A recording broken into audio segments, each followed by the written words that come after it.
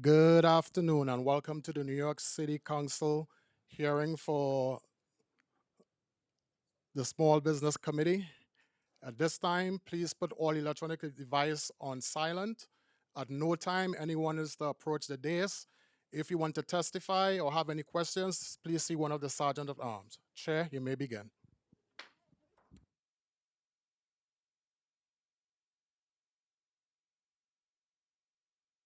Chanel Thomas Henry, and before we begin, I want to acknowledge the tragic collision at LaGuardia Airport. Our thoughts are with the passengers, crew, their families, and the first responders.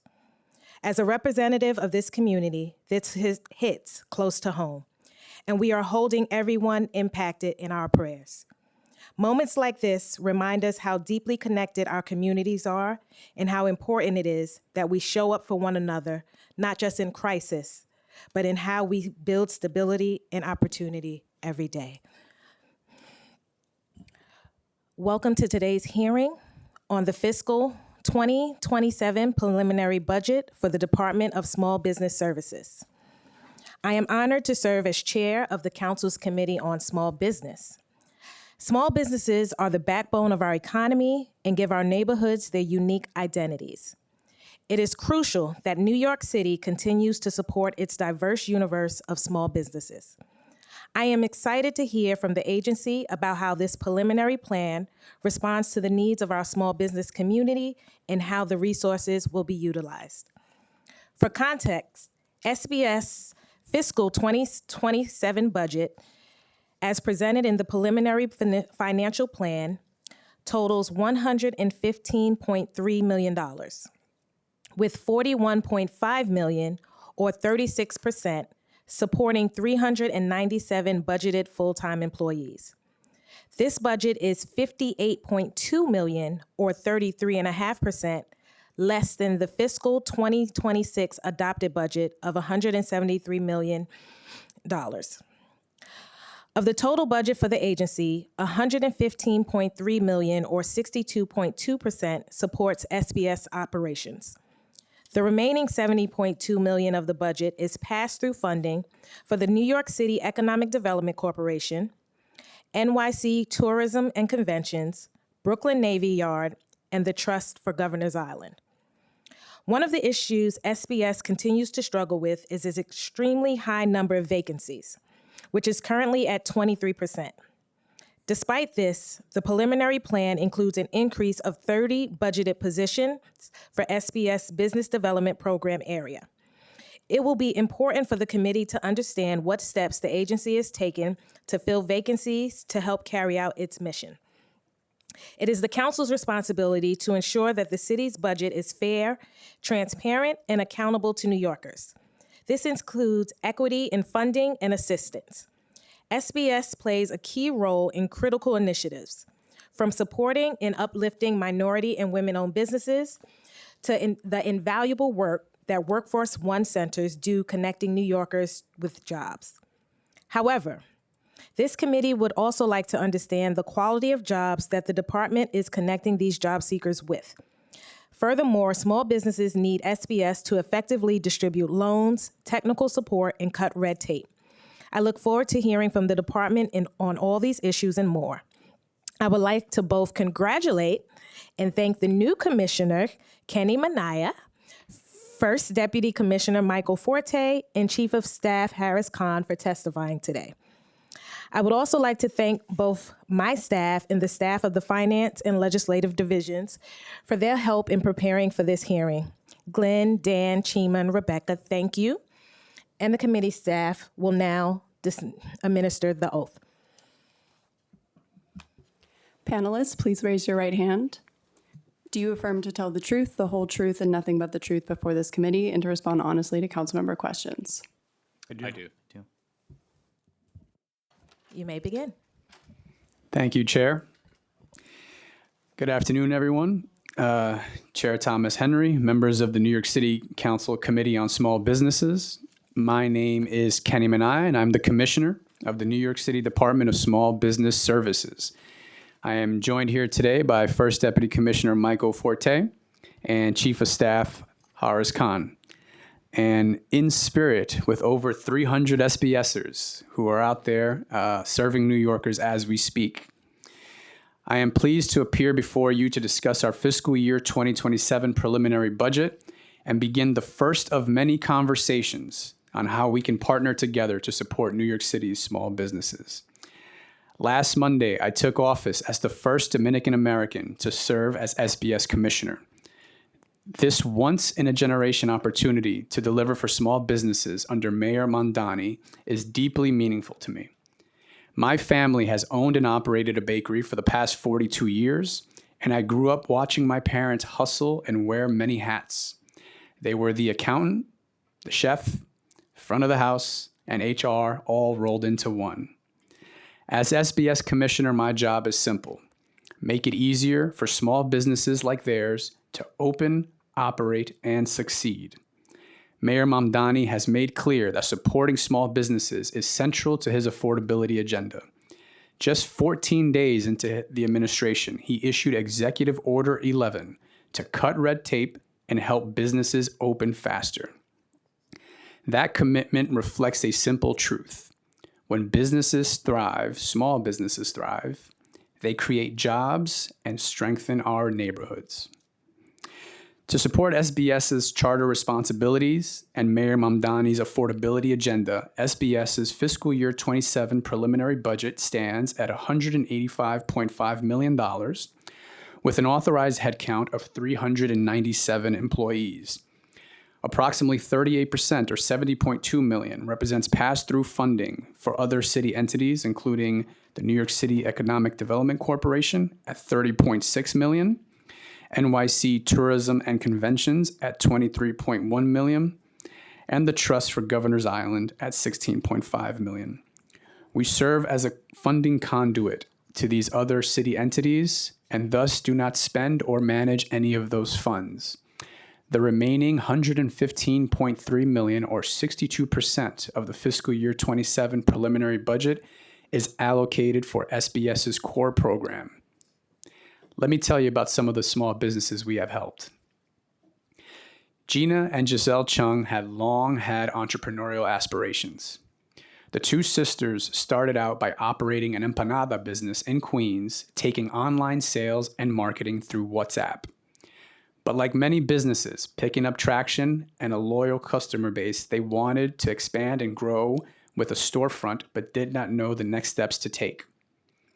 SBS's NYC Business Express Service Team, also known as NYC Best, stepped in and helped Giselle review her business model, learn about the required permits, applied for her food service establishment permit, and once she secured a location, receive an A grade from the Department of Health. Through coordinated guidance and continued follow-up, in less than 4 months, Ñañitas opened its doors in Woodside with all required permits. Since its inception, our NYC Best team has saved small businesses more than $60 million in fines and fees through compliance education, and in the last 2 years alone, SBS has connected small businesses to over $120 million in financing to help grow their businesses. On my second day as commissioner, I was proud to announce the citywide launch of our revamped NYC Future Fund program that will provide $80 million in financing to support nearly 100 small businesses annually. This one-of-a-kind loan program is designed for seasonal businesses with revenue-based repayments, so a tough winter doesn't have to put a small business under. But financing alone isn't enough. Entrepreneurs also need fair access to opportunity. At SBS, we support minority and women-owned business enterprises, local business enterprises, and emerging business enterprises grow through certification support, technical assistance, legal services, mentorship, and capacity building. We first met Kathy Chan in 2018 when she wanted to grow her business, Studio V Design and Planning. She identified city contracting as her next growth opportunity and joined our mentorship program to gain the know-how needed to compete. After winning her first subcontract, Kathy continued to attend SBS's resource fairs and took advantage of our QuickBooks for Construction clinic to strengthen her firm's financial management. The results speak for themselves. In fiscal year 25 alone, the city awarded $6.9 billion in contracts to certified firms like Kathy's with a utilization rate of 36.4%, the highest in program history. And 75% of those firms used SBS services to successfully navigate the procurement process. Our work to connect entrepreneurs to these opportunities happens year-round through webinars, activations of our mobile outreach unit, and large-scale events like the NYC Contracting Summit, where we brought small businesses, particularly MWBs and contracting agencies, under one roof. SBS also plays a crucial role in connecting New Yorkers to good, quality jobs. One such New Yorker contacted SBS for help after giving birth to her third child. Connie wanted to re-enter the workforce in a role that would provide her the flexibility and wages to care for her children. SBS helped her train, certify, and apply for roles as a home health aide. When she was unable to complete the computer-based trainings at home, SBS's Workforce One Career Centers supplied her with space and resources. Due to these efforts, Connie was hired full-time. We are proud to have enabled Connie and so many New Yorkers like her to achieve their career goals and support their families. Through our 18 Workforce One Career Centers across the 5 boroughs, SBS offers job seekers employment opportunities, career coaching, and free job training. In the last 2 fiscal years, SBS has placed nearly 45,000 New Yorkers in jobs and enrolled 14,000 in job trainings, with a focus on high-demand industries. The hires include 13,000 individuals with disabilities and 2,000 veterans and their spouses. We also make sure we are meeting job seekers where they are through our Jobs NYC hiring halls. SBS delivers monthly hiring halls in neighborhoods with high unemployment rates to reach underserved New Yorkers. Since the start of 2024, SBS has served more than 16,000 New Yorkers at 55 hiring halls across all 5 boroughs. This effort has resulted in over 5,200 on-site interviews and 2,600 conditional job offers. This week, we are hosting a career panel and Jobs NYC hiring hall on March 27th in Queens, and we'll be hosting SBS-focused hiring hall on March 31st to hire for our soon-to-be-expanded New York City Business Express service team and other supportive units. Beyond entrepreneurship and employment, SBS supports neighborhood vitality through our oversight of New York City's 78 Business Improvement Districts, or BIDs, which collectively deliver more than $216 million in services annually across nearly 300 miles of commercial corridors in all corners of the city. This past February, SBS joined Mayor Mamdani, Councilmember Kayla Sansusoso, and the Alliance for Coney Island to celebrate the formation of the new Coney Island bid. The bid's creation culminates a decade-long effort in the neighborhood to foster neighborhood stewardship and local organizing through more than $850,000 in grants. Since fiscal year 2025, SBS has dispersed nearly $20 million in grants to fund similar merchant organizing, bid formation, and community revitalization initiatives. SBS grants have also supported efforts to beautify New York City's public realm through creative neighborhood wayfinding, innovative lighting fixtures, and other activities to increase foot traffic in our commercial corridors. In Councilmember Morano's district, the South Shore bid used its fiscal year 25 small bid grant to host its sold-out Taste of the Town's restaurant crawl event for the 8th consecutive year. In Councilmember Salam's district, the Harlem's Congregation for Community Improvement leveraged a 3-year SBS Avenue NYC grant to create the Bradhurst Summer Festival, bringing together local vendors and community members to celebrate the neighborhood and its small businesses. We are excited to release applications for our next round of grants in the coming weeks. We look forward to partnering with you to not only share these grant opportunities with local stakeholders, but also to continue supporting neighborhood development projects that create economic opportunities for businesses and communities. In closing, we are excited to continue building our partnership with the City Council to support small businesses, job seekers, and commercial corridors. In the coming months, we're excited to expand SBS's NYC Business Express service team and build our new Office of Street Vendor Services. Just this over the weekend, SBS announced the appointment of Karina Kaufman-Gutierrez, formerly co-director of the Street Vendor Project, as the inaugural executive director of the Office of Street Vendor Services. Her appointment comes 4 months ahead of schedule because we know our street vendors, the smallest of small businesses, cannot wait any longer. We also look forward to advancing economic justice for small businesses through Mayor Mamdani's Executive Order 11, which created the first ever comprehensive inventory of small business fines and fees and charges us to streamline regulation, eliminate initial fees, reduce fines, and for SBS and DOF to explore an amnesty program for small businesses that pay their original fines. SBS is working closely with Deputy Mayor Sue and our sister agencies to support this critical work, which can fundamentally reset the relationship between small businesses and city government. Thank you for the opportunity to testify and speak about our work. We look forward to continuing our partnership, and I'm happy to answer any questions you may have about the agency. Thank you. Thank you. I'd like to point out that we've been joined by Councilmember Avelis, Maloney, Salam, and Councilmember Santos-Suoso on Zoom. So, Commissioner, my first question, you're in my borough this week. Where's that job event on the 27th of March?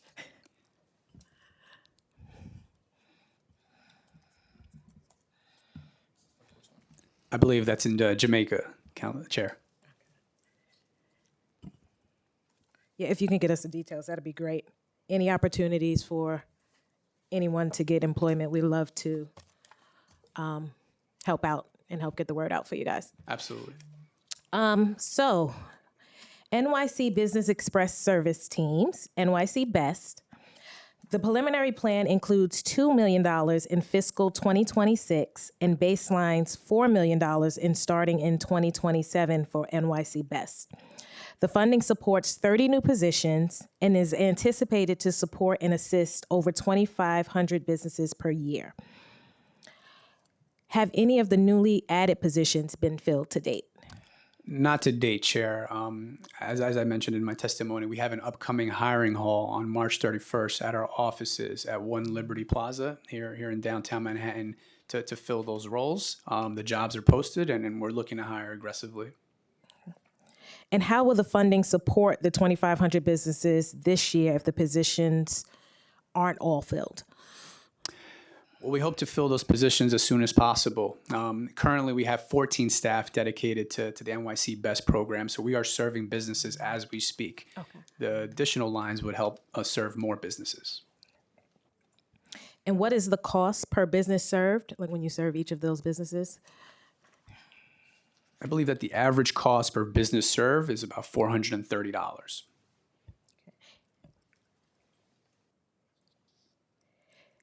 How do you measure success with the program when you are serving these businesses? Absolutely, Chair. Our biggest measure of success, one of our biggest measures of success, is the number of businesses that we're providing services to. So far this fiscal year, we've managed to serve 3,000 businesses. We also look at fines and fees saved. Our compliance advisors visit businesses, point out any issues that may be a violation of a local law, and then we calculate how much is saved by correcting that infraction before a summons is actually issued. Okay. And is any portion of that dedicated specifically to MWBE firms? Any portion of? The budget dedicated through this program, like is it any business or any portion of the businesses, is it designated that any percentage of the businesses have to be MWBE certified, or is it just any small business across the board? Any small business across the board, but our NYC Best advisors make cross referrals to the MWBE team as well to ensure that they have access to our capacity building and technical assistance services as well. Okay. Let's talk about vacancy rates. Sure. So SBS has a 23% vacancy rate, more than 4 times the citywide average. Any idea what the primary causes of the high vacancy rate is? I think one of the primary causes there, Chair, is the pass-through funding that we receive, as mentioned at the top of today's hearing. Since we're just a pass-through, we don't control the hiring efforts of our sister agencies like EDC and Talent and Brooklyn Navy Yard and so forth. At SBS, the vacancy rate is actually closer to 10%. Which is closer in line with the city average. So not speaking on behalf of the pass-through agency, are there any particular barriers that slow down the hiring or not allowing you guys to fill these vacancies? Yeah, I think the main barrier is the 2-for-1 hiring freeze, which SBS is still subject to and has been since October 2023. But despite the 2-for-1, we've managed to retain a lot of our staff and keep the vacancy rate leveled at 10%. Unlike some other city agencies, SBS is not a revenue generating agency, so we don't benefit from exemptions for revenue generating lines, the same some of our sister agencies do. And then once you are able to hire individuals, how long is that onboarding time to get them started? On average, from the moment we identify a candidate to when they are in our offices serving New Yorkers, it's about 4 to 5 weeks. Okay. What additional resources may be required to increase headcount from your perspective? It's not so much a question of resources, Chair. For us, it's really the 2-for-1 hiring freeze that it kind of built into that regime is that there an understanding that there will be some vacancies at the agency. With the resources we have, we are very aggressive about hiring up for our positions, and that will be on full display on the 31st when we have our hiring hall at 1 Liberty. Okay. Let's talk about commercial vacancies. And before that, I do want to acknowledge that Councilmember Brooks Powers has joined us on Zoom. How is SBS supporting small businesses in neighborhoods where storefront vacancies remain high? There are 2 ways that we support small businesses in neighborhoods where storefront vacancies remain high. I think the first is through our commercial lease assistance program. Through this program, we make legal resources available to small businesses that are looking to lease out space, so we help them with their initial lease, or small businesses that have leases and are looking to renegotiate or renew their leases. Another way that we help small businesses is through our commercial corridor revitalization efforts and the grants that we provide to attract foot traffic to those corridors and help make stronger pairings between small businesses and those vacant storefronts. Through the commercial lease program, how are those businesses usually chosen? Do they come directly to SBS, or do you guys do outreach in specific areas? It's both. We do outreach, and they visit our business solution centers where they are connected to the services. Gotcha. Do you have a breakdown of the commercial vacancies by borough? I do, Chair. So the overall vacancy rate is 11.1%. And then by borough, we have the Bronx at 8.31%, Brooklyn at 12.17%, Manhattan at 13.25%, Queens at 9.45%, and Staten Island at 7.52%.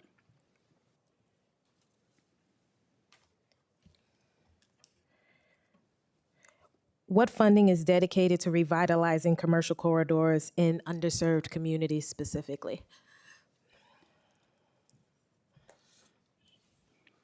Give me 1 second there.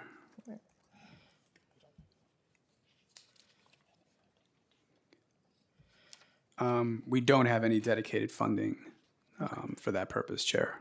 Okay.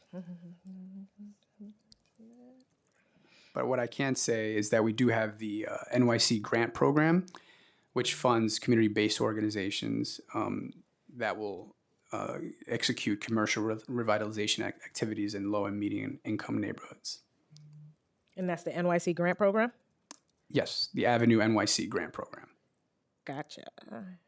And under that program, is it focused on targeting more nonprofits, or is that open to any type of? This is only for nonprofits, Chair. Got it. Okay. So I want to talk about the commercial lease assistance, and I'll turn it over to some of my colleagues for questions. So SBS submits a report to the council detailing the number of small businesses served through the agency's commercial lease assistance program. Your report documented 113 businesses assisted in the Bronx, 264 in Brooklyn, 299 in Manhattan, 117 in Queens, and 18 in Staten Island. The support that SBS has given these businesses, what are the common issues that you normally assist these businesses with?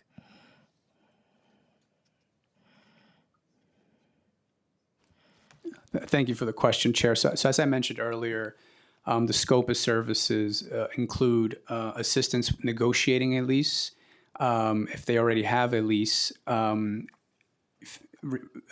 assistance renewing that lease, and other pre-litigation services.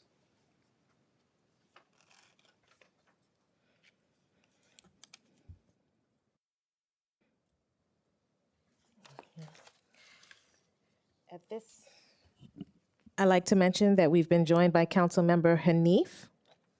At this time, I'll turn it over to Councilmember Aviles for any questions.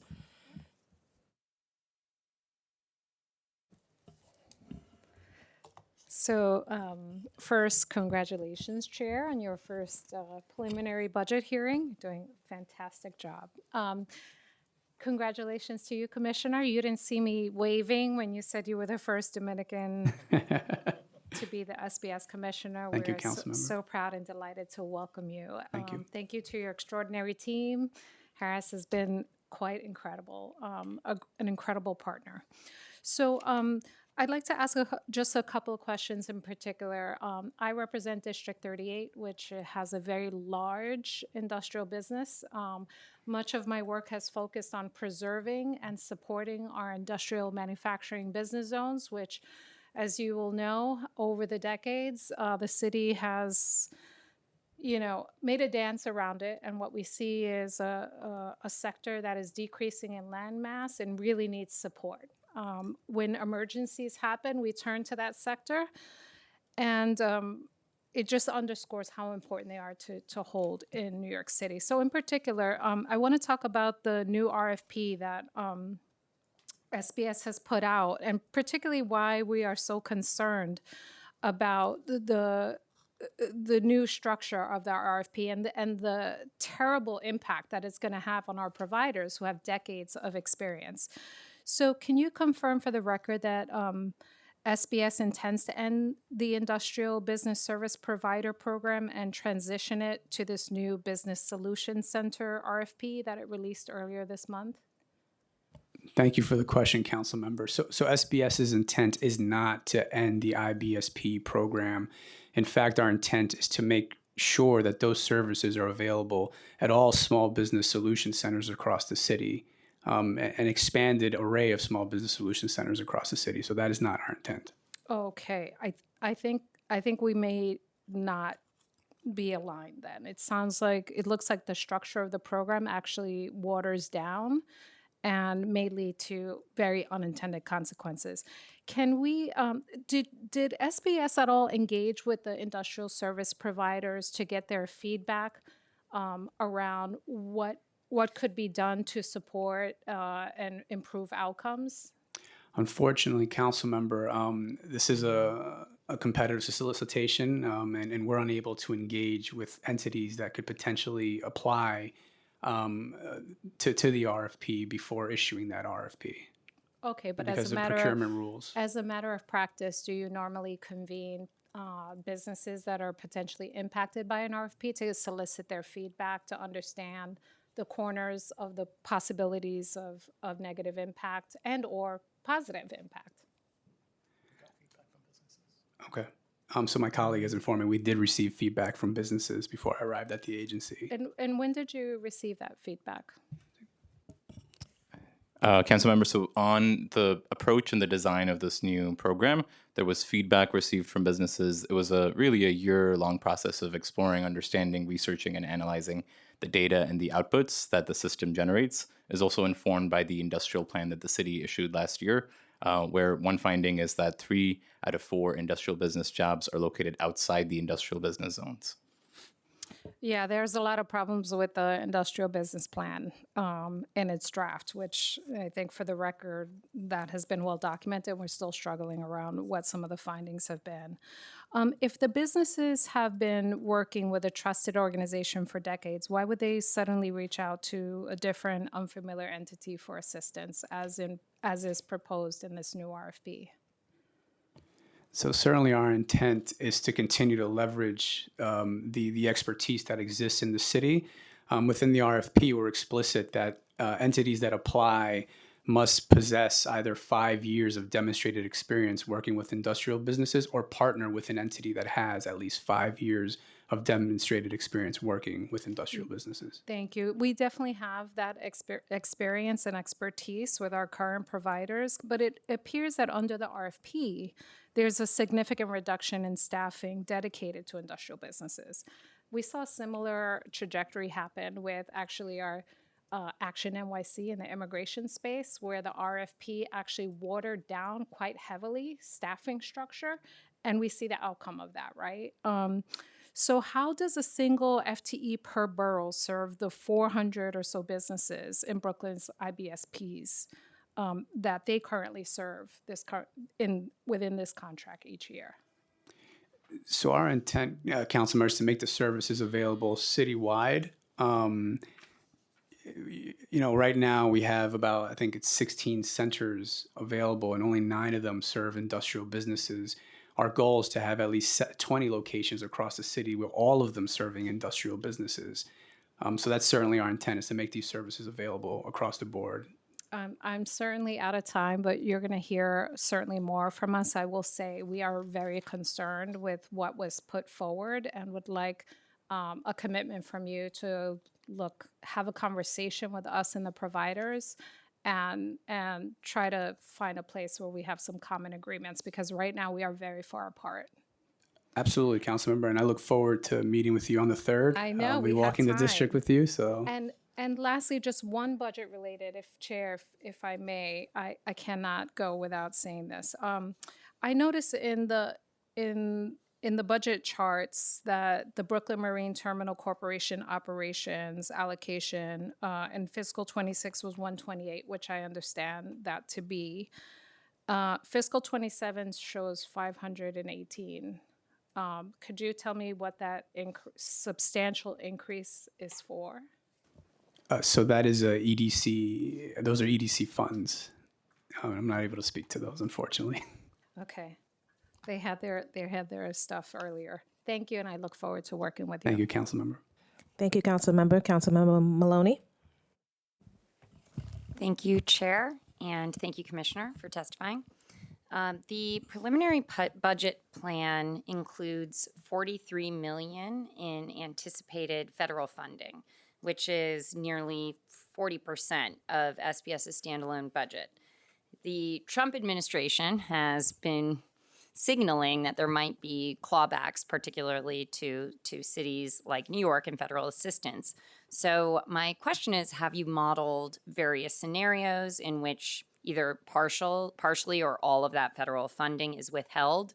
And what would the impact be on specific programs? Thank you for the question, Councilmember. So all indications are that the funding will remain as is. It's been allocated in the bills, the preliminary, the budget bills, and so we expect to continue to work as is. And I also wanted to dig into workforce development stats, where we see some metrics like system-wide hires and promotions that are down by 17% this fiscal year. how do you plan to sustain and promote the workforce programming? Particularly, I know the budget is allocated, but if there were something to shift there.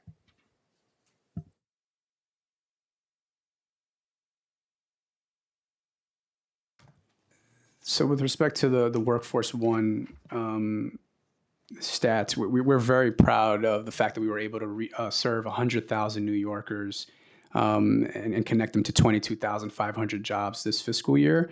We expect to continue that strong work.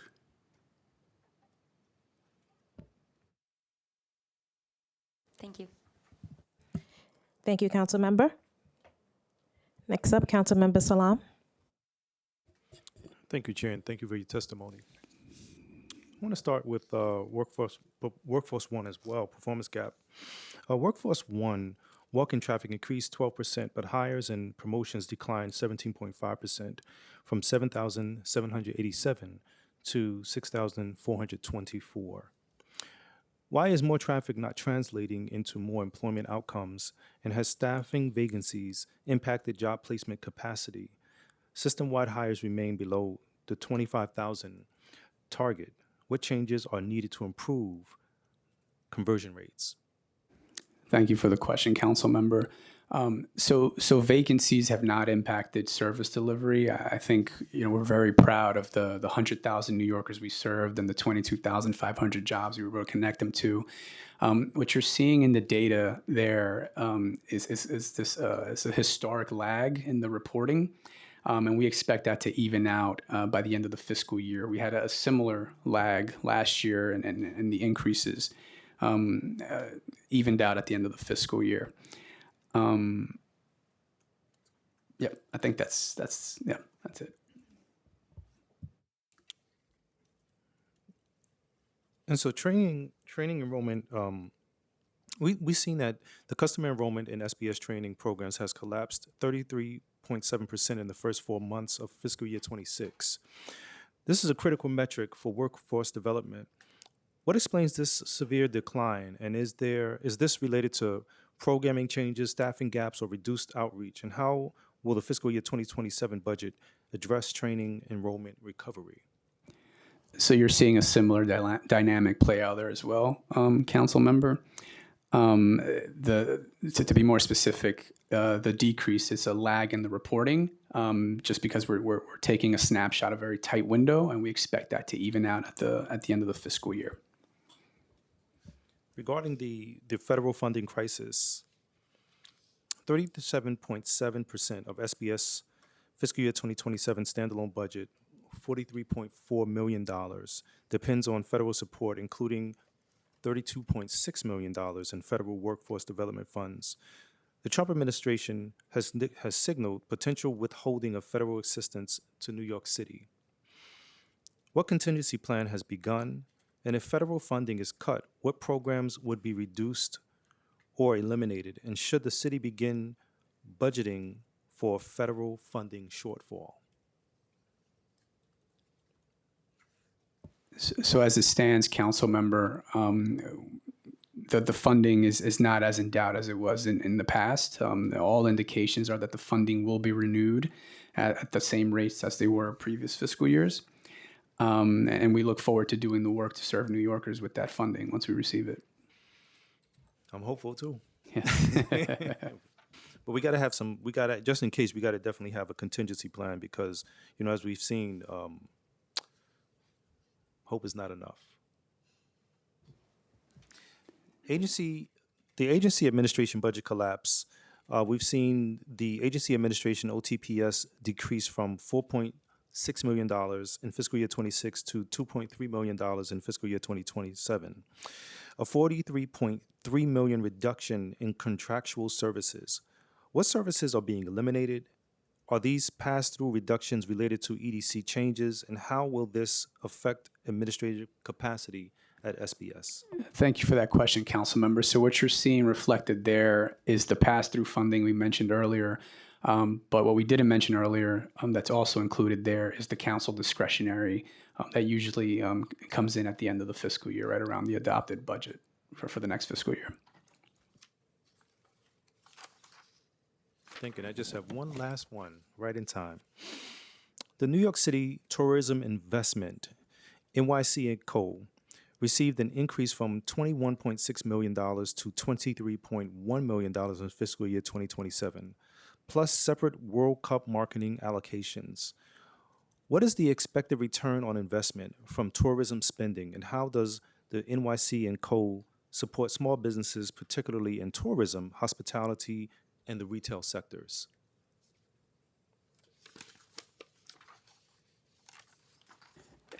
So I can't speak to the funds that are allocated to other entities, the pass-through entities. But what I can tell you, council member, is that we're very excited about the World Cup. We want to make sure that it's an opportunity for our small businesses to benefit from the influx of economic activity that the city is expecting.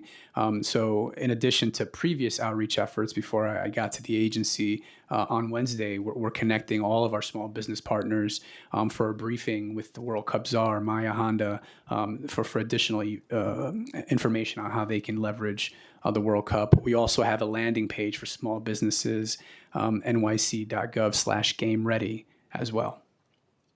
Thank you. Thank you, Chair. Thank you, Council Member. And I'll turn it over to Council Member Hanif. Thank you, Chair, and welcome Commissioner Minaya and Harris. I'm sorry I don't know Michael. Great to see you all, and thanks for being here. And Harris, happy Eid. Hope Eid was special. Okay, so I want to start with some questions on accessibility. As the Disabilities Committee Chair, could you share how SBS is coordinating or not with the Mayor's Office for People with Disabilities to ensure that business owners with disabilities are aware of the available city resources?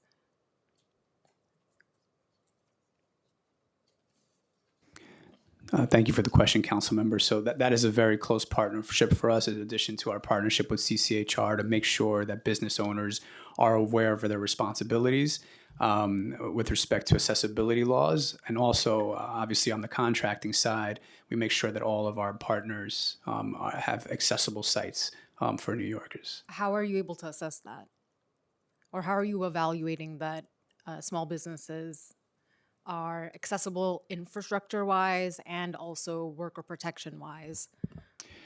So, council member, we make available information that the agencies make available to make sure that business owners are aware of their responsibilities under the law. We are not a regulatory or enforcement agency ourselves, so we aren't unable to enforce the law, but we make sure that they are aware of their responsibilities under the law. And then are SBS's online resources, portals, application systems compliant with web content accessibility guidelines? Yes, they are, council member. Great. And then has SBS conducted any recent audits of its digital tools and portals for accessibility compliance, and what were the findings? We do it regularly through the course of our work. Meaning quarterly, annually? Thank you, Chair Hanif. Our team works closely to make sure that any documents that we put together on the internet is accessible to all, including our social media. And so that work is built into our SOPs, and it's work that is standard across our teams. And then for business owners with disabilities and workers with disabilities, do they come to SBS for resources or small business support? Yes. And could you share what the extent of that looks like? Yeah, so on both fronts, we serve New Yorkers with disabilities. On the workforce side, we're proud to share, even in the commissioner's testimony, 1,300 New Yorkers with disabilities were served through our programming. And last year, when City Hall put out a number on the New Yorkers that were connected to jobs that are people with disabilities, it's the city's Workforce One system that does the lion's share of that work, making sure New Yorkers can get those opportunities to have a meaningful career here. And then on the businesses side, our work is also accessible, and we really are proud of this partnership with MOPD and CCHR to ensure every year we make sure there's webinars specifically targeted to businesses on the requirements to comply with the ADA and ways it could be easier for them to understand those rules and then comply with those rules. And then for the 1,000 businesses you just highlighted, what services were specifically provided, and do those programs have any funding cuts? Those were, I'm sorry, those were 1,300 New Yorkers connected with jobs. Okay. And so that reflects a partnership with employers who we really want to get even more employers that are interested and focused on this area. We want to partner with everybody. And then on the worker side, if a New Yorker with disability approaches us, we're scanning the market, trying to connect them to the jobs that they'd be interested in. And through that work, it's 1,300 New Yorkers that were served in the last fiscal year. We're already on track, and I think we've already connected 600 plus New Yorkers to jobs this fiscal year before the end of the fiscal year. That's great. Love to hear that. Yes. For the partnership with CCHR, my understanding is CCHR has done incredible work to reach settlements for employment facilities that are not accessible and have supported workers with disabilities to ensure that their workplace is accessible. How do you all participate in that? Is there funding cut out for the disability-related infrastructure work and settlement work? We haven't had resources to support compliance and physical infrastructure upgrades. There's also state and city laws that make it harder for government to pass funding to private entities to conduct that kind of infrastructural upgrade. But it's because we know that there's this challenge in understanding and then complying with these laws. That's exactly the reason why CCHR and MOPD and SBS work together. Just last year when we organized the city's largest ever small business gathering, we had 3,000 plus businesses in the room at the NYC Small Business Month Expo, a particular workshop where we had 30 business owners in attendance. It was solely focused on this issue and where New Yorkers could understand and really speak to the leadership at CCHR, MOPD, and SBS directly to understand how these laws can impact them directly and how ways to comply and understand that it's not impossible, that there are ways in which they can meet the need that the law set out. Chair, could I have a 1 minute? That expo that you just talked about, is that funding already baked into SBS, or is that? The funding to put together the expo? Yeah. Sure, yes. Okay. Yes. Small bids in my district have benefited greatly from the small bid grant. Would SBS expand this grant to increase the impact of this work? And what resources would SBS need to expand the impact? Could you speak to how else SBS is supporting small bids? So SBS serves as an oversight function for small bids to help them get started. Grants like the small bid grant, the applications are actually opening up soon, right? In a couple of weeks. So we look forward to dispersing those funds and assisting bids. And are those funds increasing, or are they remaining the same? They remain stable for this fiscal year. Got it. We can come back to that later. Thank you, Council Member. I'd like to recognize Council Member Moreno has joined us, and he has a question. Thank you very much. Appreciate your testimony. Good to talk with you, Commissioner. Likewise. You mentioned SBS has helped connect businesses to over $120 million in financing and saved $60 million in fines. Can you break down how much of that actually went to businesses in my borough of Staten Island? We'll have to follow up with borough-specific data, Council Member. We have a lot of great small businesses in our borough, and you highlighted success stories in Queens. I'm wondering if you can share a comparable example of an industrial business on Staten Island that benefited from SBS in the same way. Thank you, Council Member. So we've got our partnership with the business improvement districts on the district. So separate from our work with the Staten Island Chamber of Commerce, separate from our in-house outreach team, we also work closely with the bid network in Staten Island. And as we shared in our opportunity to brief you on the work that's happening on the ground in the borough, it's the partnership with the bids, where one of them is specifically focused on industrial businesses in the West Shore, working with manufacturers and other industrial businesses. You also know there's the Amazon presence there. And so there's a whole set of actors there that we're supporting through our bid work in the borough of Staten Island. In terms of that industrial bid and the West Shore, there's a March 9th RFP that restructures the industrial business zone program. I'm wondering if you can explain why SBS is moving away from a dedicated industrial service model to a consolidated one. Sure, council member. So the intent of the RFP is to make the industrial business services available citywide, not just within the IBZs. So was Staten Island's existing IBSP model, which has been in place for years, I think over a decade, evaluated as ineffective before making this change? That's right. Right. Our intent is to reach more New Yorkers. It's not anything specific to the current service delivery. So you spoke about partnership with communities, which is great. Were Staten Island industrial stakeholders, including existing providers, consulted before this RFP was released? So procurement rules limit the amount of contact we can have with potential applicants to the procurement, but we did contact and engage with business stakeholders leading up to the program design before the procurement was issued. And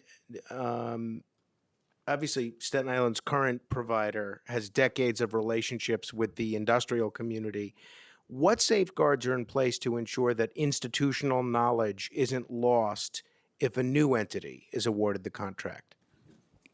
Appreciate the question, council member. The RFP requires that awardees either possess at least 5 years of demonstrated experience serving industrial businesses or partner via subcontracting with an entity that possesses that experience. So we value that experience and and have baked that into the RFP. Does SBS have the flexibility to adjust the targets that you're focused on now based on borough-specific conditions, or is this a one-size-fits-all model?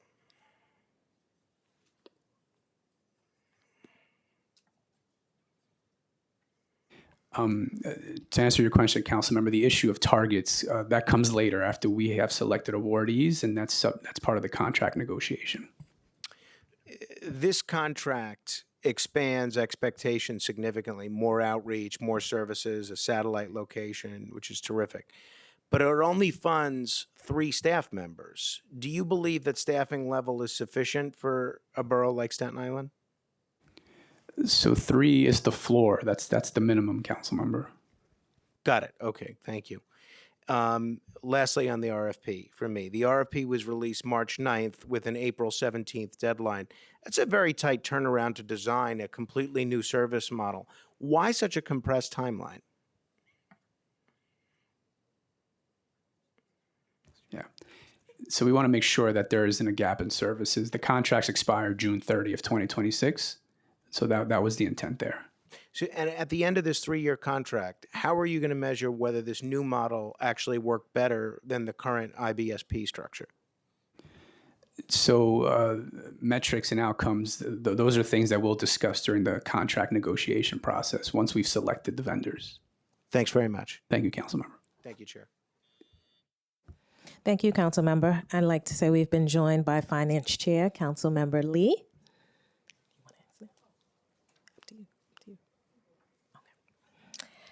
So I have a couple more questions. First, as it relates to the minority and women-owned businesses. So SBS supports minority and women-owned businesses by certifying them to compete for city contracts and increasing their visibility to agencies and private partners. It also provides training, one-on-one advising, and mentorship to help these businesses navigate procurement and grow. Overall, its work focuses on expanding access to contracts, capital, and opportunities to promote a more equitable local economy. So SBS exceeded its target of minority and women business awards, yet actual awards have declined from 1,903 in FY23 to 1,844 in FY25. Do you know the reason for this decrease in awards? Thank you for the question, Chair. So as you mentioned, SBS's role is focused on the registration, the capacity building, technical assistance, and in connection to funding. With respect to actual awards that occur, we would have to defer to the Office of MWBE. who sets citywide policy on MWBE and engages agencies on their MWBE contracting efforts. Do these agencies often reach out or coordinate with SBS when they are looking for MWBE providers? Yes, Chair. So we have our buyer services team, which supports city agencies, but also private sector actors when they're interested in working with MWBE firms. And we maintain the city's Get Certified list. So it's a publicly available list where you can find the kind of business that might make sense for the need that you have in the work that you're conducting. I've found through practice that oftentimes when different agencies put out a procurement, they'll do like a mass blast to various companies that don't even provide the service they're looking for. Does SBS assist in any way in helping really weed out? Yes.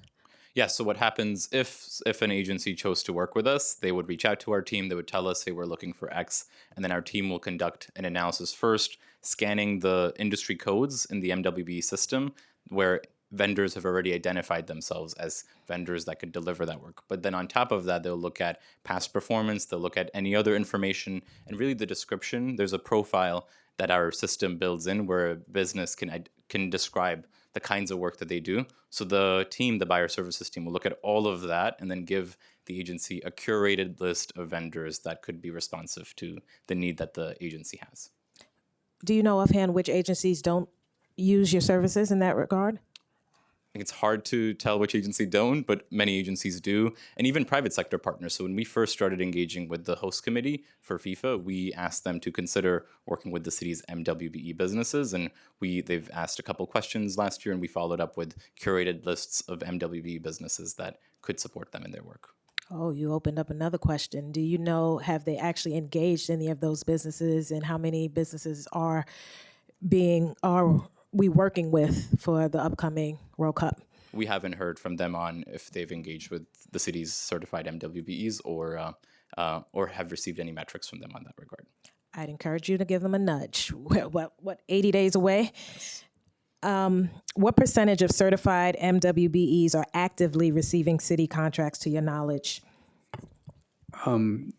So in fiscal year 25, the MWBEs that won contracts represent 16% of the certified pool. And that reflects a trend that's been steadily increasing over the last 5 years. So 16% of MWBs certified through SBS are currently receiving city contracts. That's correct, Chair. Okay. Yep. And since you do work with private entities as well, do they often report back when they use or engage any of the MWBs or work with them? No. You ready? At this time, I'll turn it over to Chair of Finance, Councilmember Lee. Good afternoon. Sorry, Good afternoon. my time is warped.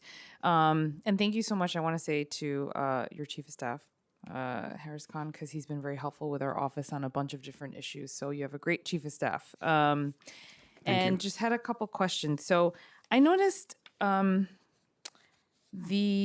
example, from FY 26 to 27, the headcount is largely the same. However, it seems like there's a pretty big drop in the overall budget. So just wanted to know if you could get some clarity on that. I see there's contract services decreases. So I just wanted to get a better sense of where that's coming from. And then workforce development decreases. And how is that going to potentially impact services, which hopefully it won't? If you could go into that a little bit. Sure. So the decrease in the budget that you're seeing reflects pass-through funding that passes through SBS to other entities. Like CDBG block grant funding, that kind of funding? Or No, this is for EDC. Oh, I see, within Brooklyn the Navy. city. Yes, Okay. correct. You're also seeing there the council discretionary, which has not yet been added to the budget, but we will expect that to be added in the adopted budget. Okay, so will we see that increase go back into the budget for exec? It's adopted budget. Adopted? Yeah. Okay. And is the assumption that it's going to be similar? Yes. Okay.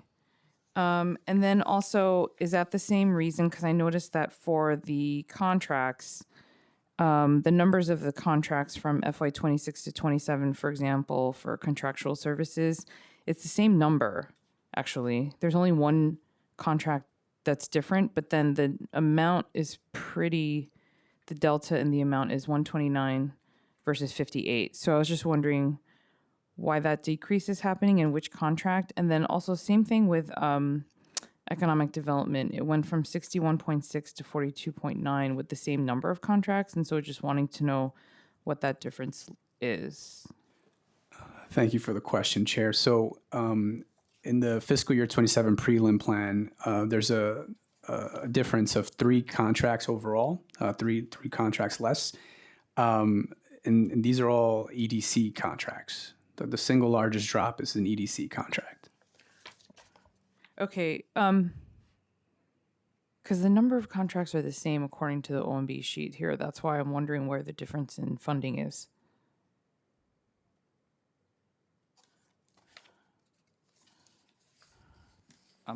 Yeah, what we're showing is that there are 3 less contracts overall, and the single biggest drop is an EDC contract for $31.2 million.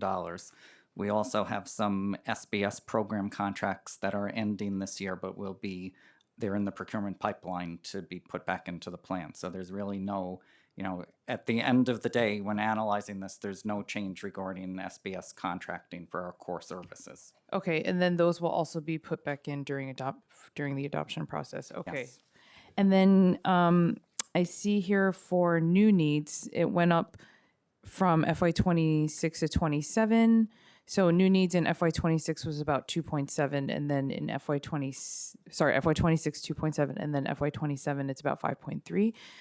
So just wanted to know, I know that there's some things you highlighted, including New York City Best, and some other increases, and just wanted to know if you could go into a little bit more of the new needs portion.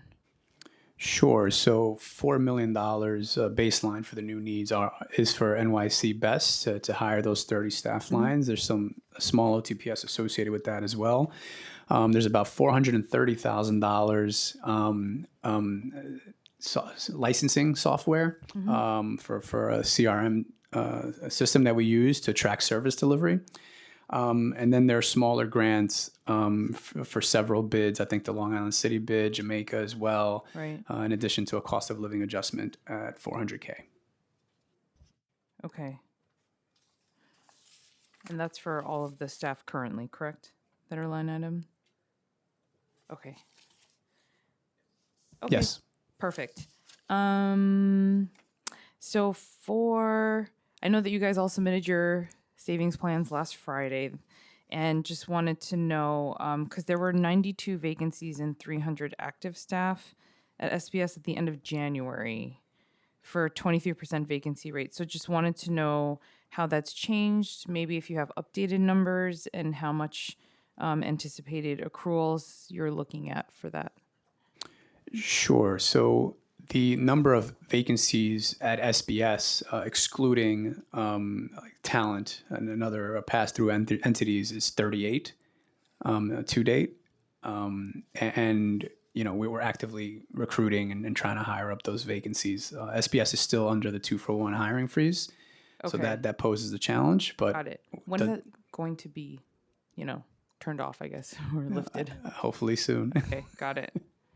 Okay, and then in terms of the grants, loans, and financial assistance, and apologies if you went over this already in your testimony, how much funding is allocated for grants, loans, or financial assistance programs to small businesses for FY27?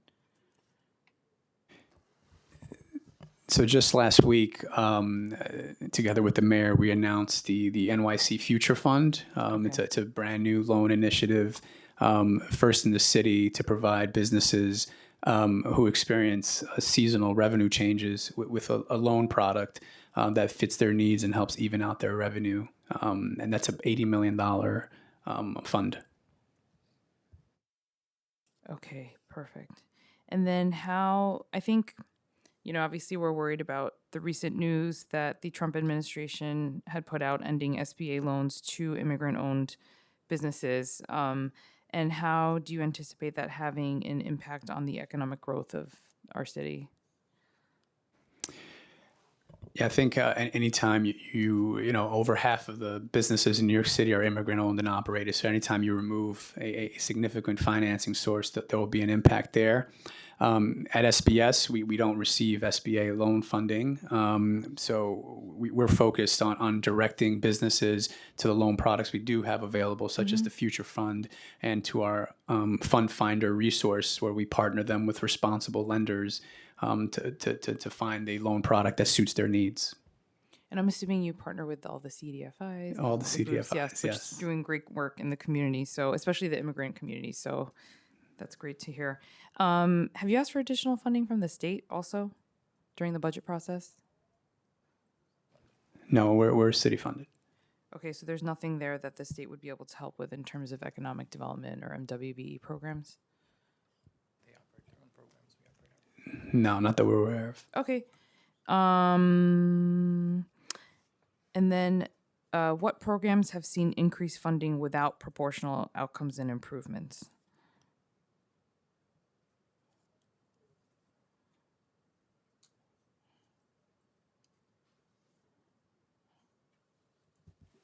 I don't think that we have programs that have gotten increased funding and have lower outcomes, but we certainly did an analysis across the board of all of our programs to kind of look to optimize and look for efficiencies and ways to serve more people and more small businesses as part of the savings plan exercise. Okay, great. That's good to hear. And then on the flip side of that, were there examples where the funding was decreased but the outcomes remained the same because you were able to hold the line, so to speak? I think some of that kind of ties into some of the questions that have been asked about the vacancy rate. So I think that that's a way to look at it. And I think across the board, even though we've been subject to and challenged by the 2-for-1 hiring, I think by and large, our program outcomes are very, very good. And if you kind of factor out, I think the other kind of theme of some of the questioning is the PMMR indicators are hard for us because many of our indicators measure outcomes, and outcomes don't happen in the 4-month PMMR period. So when you get to the end at the MMR, and like if you look at the last MMR, you'll see pretty much across the board we're hitting all of our goals, all of our metrics, even though we haven't been able to fully hire all of the staff that we're allocated for. But I'm assuming that you are able to track that and predict those things along the way throughout the fiscal year, correct? Yeah, we're monitoring the outputs of the programs. Right. The MMR and the PMMR are monitoring the outcomes. And that's why when you do the 4-month look, you're Right. not yet seeing all of the outcomes. Right. Yep. Yeah, trust me, on the nonprofit side, I had to deal with that all the time where contracts wouldn't get registered, but we had to sort of juggle all of that stuff around. And then for the future fund that you just mentioned, do you have the capacity for the new workload? How are you sort of gearing up for that? Absolutely, we have the capacity. We're doing a lot of outreach. I think in the last week we've received over 200 applications since the announcement. So Great to hear. And what businesses most need, from your vantage point, SBS support? And what type of research has SBS done to prioritize directing its resources? And I would just like to add in there, including, outreach to a lot of the different languages spoken for the business owners, because I know that even in my district alone, there's so many dialects and languages spoken. So if you could speak to that as well. sure, as far as language access at the agency, we have multilingual outreach staff. We also, I think we speak 16 plus languages among our outreach team alone. And then we also have access to the a vendor that can provide language access services for the languages that we don't cover. Thank you, Chair. Thank you. Thank you. I have a couple of questions. I want to follow up on the vacancy. How many positions are associated with the NYC Office of Talent and Workforce Development in FY26 and FY27? I believe it's about 40 positions. 40 positions that are accounted for, and how many of those are vacant? not sure exactly that breakdown.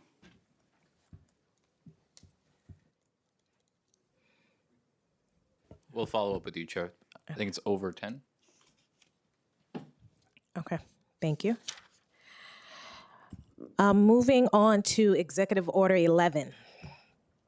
On January 14th, the mayor issued Executive Order 11, directing city agencies to identify ways to cut costs and simplify regulations for small businesses. You are one of 7 agencies under the direction of Deputy Mayor for Economic Justice, working to cut red tape for small businesses. The deadline to create a full inventory of the fees and civil penalties collected by the agencies and whether they could be reduced was due in late February. Did SBS have any fees or penalties that could be reduced? No, we're not a regulatory agency, Chair. Are you aware of any fees to date or penalties that have been identified that could be reduced for small businesses across the board? We have the inventory of fees and penalties from the partner city agencies. We are currently reviewing that and hope to come to City Council with legislative proposals for how to move forward. Thank you. Going into, and Councilmember Lee alluded to the funds, the New York City Future Fund. So on March 17th, the Mamdani administration announced a city-backed loan program aimed at improving access to affordable financing for small businesses. Funding of $80 million is expected in a future financial plan. The program lowers barriers by reducing minimum loan sizes, cutting interest rates, and offering more flexible repayment terms tied to business revenue. It specifically targets underserved entrepreneurs, including immigrant, minority, and women-owned businesses. With the New York City Future Fund lowers minimum loan sizes to $25,000 and eligibility revenue to $50,000. How many additional businesses does SBS project will now qualify for these loans? We hope to serve 1,000 businesses, Chair. Over what time frame? 100 business annually, so over a 10-year time period. And how does this fund differ from existing grants that SBS provides to businesses? This is the first loan product that is specifically tied to revenue.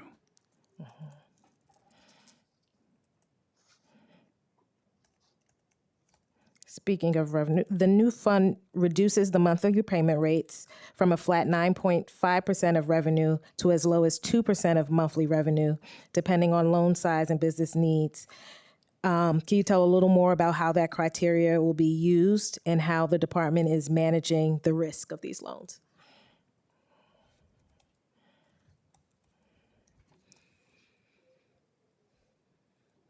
So we work in partnership with CDFIs, and there's our underwriting team that's at the lender that's monitoring this closely. And also, we had piloted it, and that's part of the analysis that took place in the pilot program that preceded the launch. Is the pilot specific to any particular type of business, any particular area of the city? No, the thing that makes the program unique is for businesses that don't have an even revenue stream. So like a seasonal business, so that's what makes it different. Typically, when you're getting a loan for a small business, you're going to have a fixed monthly repayment rate. And there's a certain segment of businesses, the easiest example I think is a seasonal business, where in the high season, you're making a lot of revenue, but in the low season, you're not able to pay that fixed rate. So what makes this program unique is that the payment that the small business makes back every month is calibrated to the revenue that they're taking in. And so that's kind of, that was part of the pilot, that was part of kind of the build up to this, was to kind of design that underwriting, design the technology, design the program components so that every month that payment gets calculated based on how much the business is actually making. And will any part of this fund be issued in as grants versus a loan? No, it's all loan. Okay, and speaking of technology, how easy is it for a business to get access to these loans? Like today, some loan products you can go online and in 2 minutes you know if you're approved and the funds are in your account in 48 hours. What is the time frame for a business in need to request and receive funding? There is an application process. It can be done online. We also strongly encourage and connect anyone applying to the loans to a small business advisor. And what we found is the success rate of businesses applying for the loans is much higher when they work with an advisor that we provide them. So that adds, that adds a little bit of time to the process, but it's time well spent because it makes sure that, the finances are right so that the loan is appropriate for the business and it positions them for success. And then are these advisors all advisors, underwriters, all under SBS, or are you partnering with different CDFIs? They work with our partner CDFIs, and you can get this assistance at our business solution centers as well. Okay. Now, given the broader concerns about budget gaps, how will SBS ensure this program is financially sustainable over multiple years? There's about $10 million of city seed funding in the program as well, in addition to our partnerships with CDFIs and other private institutions. And the program prioritizes immigrant, minority, and women-owned businesses. What specific outreach and eligibility safeguards are in place to ensure that these groups actually receive the funds?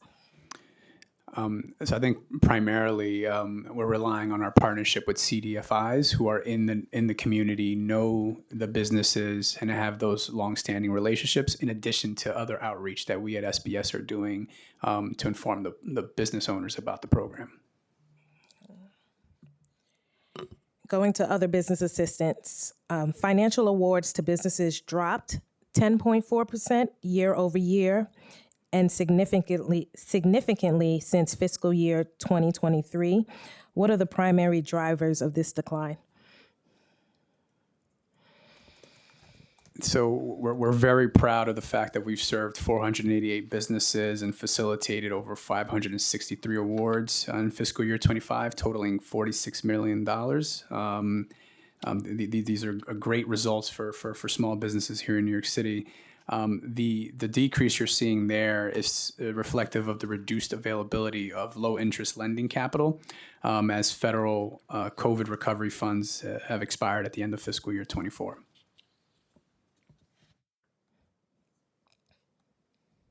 And I just want to point out we're also meeting our targets as well.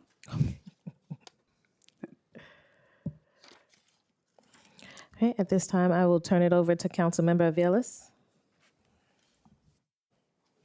Very, very kind, Chair. Thank you.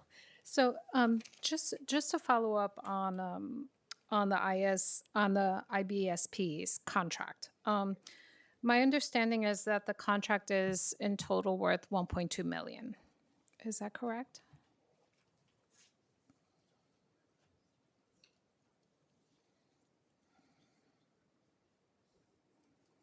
Yes, that's correct. Yeah, and so, in fact, I guess following up also on Councilmember Morano's points is the whole change in structure. And, I think the thing that you had mentioned that the desire is to move beyond industrial manufacturing providers.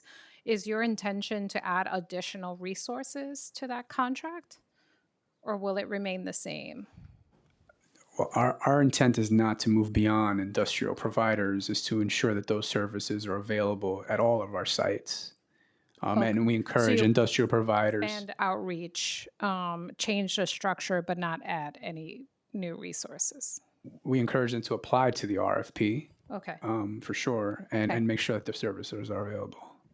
Okay, I think the point that I want to drive here is this is a critical, very complex group of businesses, and if there is an interest in expanding to touch more businesses, I think it wouldn't be counterintuitive to say we need additional resources rather than watering down the actual structure through the RFP. but I think I have a list of questions that I want to follow up with you specifically about this. I wanted to ask a little bit about congratulations on on the appointment of Karina Kaufman Gutierrez and talk a little bit about street vendors. How much funding is allocated in fiscal 27 preliminary budget for the new division of street vendor assistance? We're currently discussing with OMB funding and the resources needed as part of the exec plan, and those conversations are ongoing.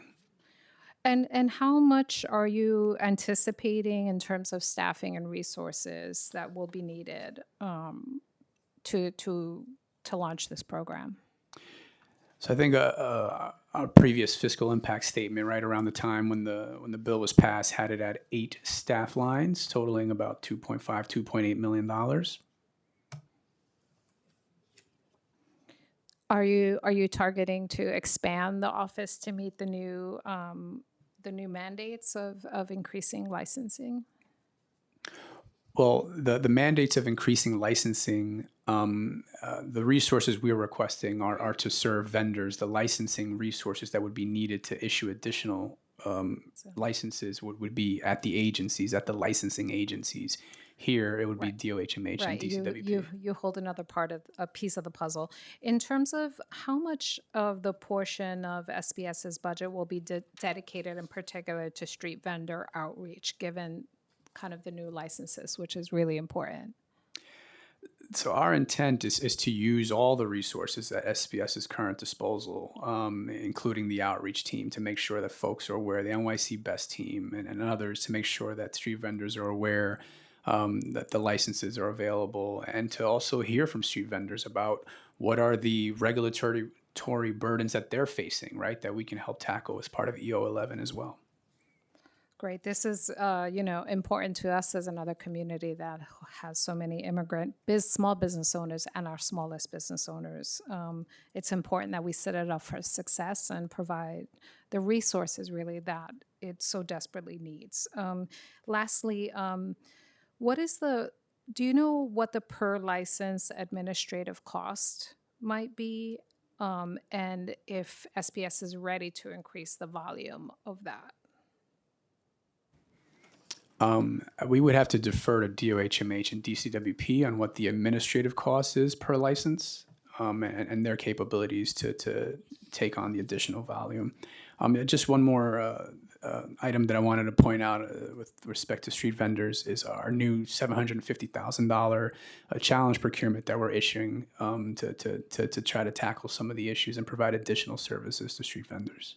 Can you tell us a little bit more about it? Sure.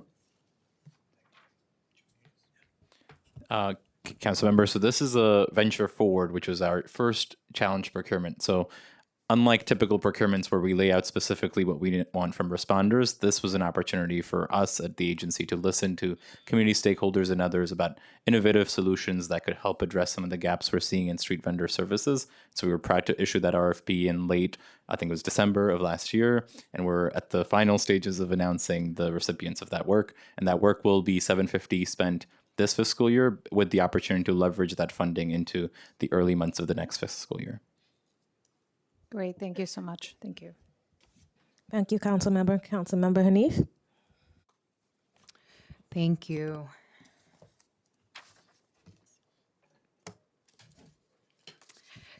Could SBS confirm if the MENA community has been added to the disparity study?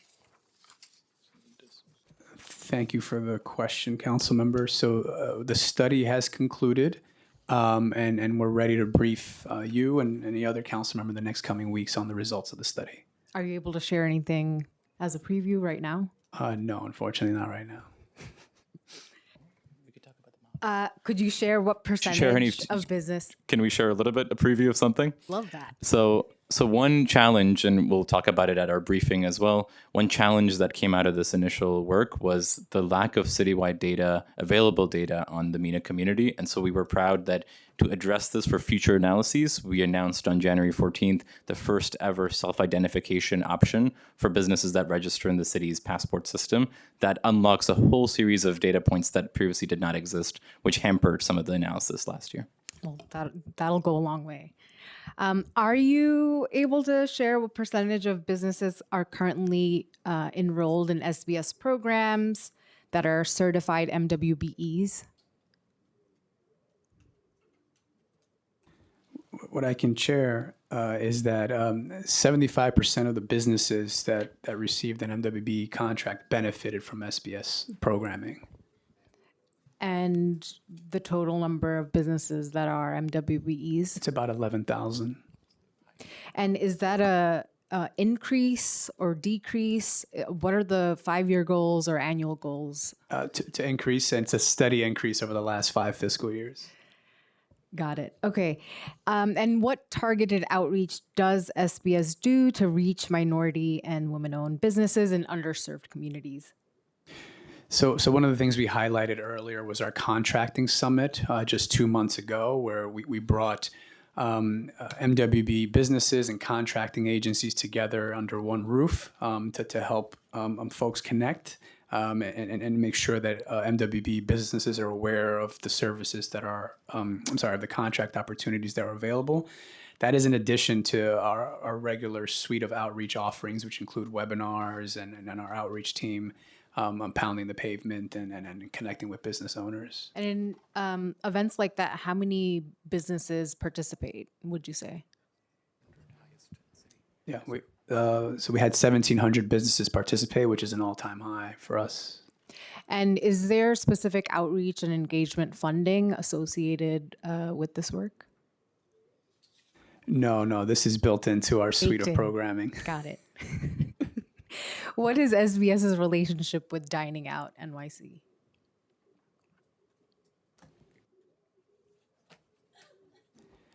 So certainly through our Office of Nightlife and our food and beverage partnerships, we engage with restaurants here in New York City, and we're certainly supportive of the rumblings we've heard about expanding the program and making it available year-round. That's wonderful. And I know that DOT manages the program and interfaces with the businesses. How does SBS participate? So through the initial creation of the signal program, we advise DOT not only on the program guidelines, the requirements, but also on the user experience. When a small business would approach the dining out application program, how are they experiencing the information that they're receiving? So we provided our advice and consultation to the partners at DOT when they set up that initial program, and currently really excited at the mayor's support, the speaker's support, and DOT commissioner's support for an upgraded program that's year-round that would solve a lot of the application requirements and other burdensome challenges that some businesses have been complaining about, which has impacted participation throughout the city, including in your district. Exactly. And so that means you all are assessing and evaluating what DOT might be hearing about the challenges in the program. We've been sharing some of the challenges that we hear from our stakeholders to DOT, and also really excited to leverage this Executive Order 11 opportunity that the mayor has laid out to cut fines and fees to further evaluate if there are items that we can advance before the larger legislative proposal process on outdoor dining. Got it. And I want to ask about bids. I don't know, have they been asked? Does the agency believe that there are enough positions to carry out the agency's goals when it comes, not bids, bid containerization is what I wanted to ask about. Has SBS been in contact with DSNY regarding the bid containerization requirements, and what concerns are you hearing? We've been in contact with DSNY through the policy-making process and made sure, connected them very early on to the bid association and bid leaders so they could understand the operational impacts on businesses and bids to comply. We know that the city council and the administration last year, the former administration last year, committed funding for containerization for bids. We've heard that bids have leveraged that funding to attempt to comply with the rules of DSNY on containerization. And you all believe that the $5 million that's allocated is substantial? We haven't heard any bid suggest to us that they've now had a funding challenge in containerization with the availability of those DSNY grants. Great. And then when complaints arise or challenges arise, do they interface with DSNY or SBS? So the bid network has always been able to reach out to us. We sit on the board of directors for each of the bids, so we definitely hear complaints throughout their experience working with city agencies. But we also are proud that DSNY has really built really strong relationships with the bid partners and have their own open lines of communication. Wonderful. Thank you. Thank you, Chair. Thank you. I do have a quick follow-up in terms of MWBEs being awarded contracts. How do you set your targets?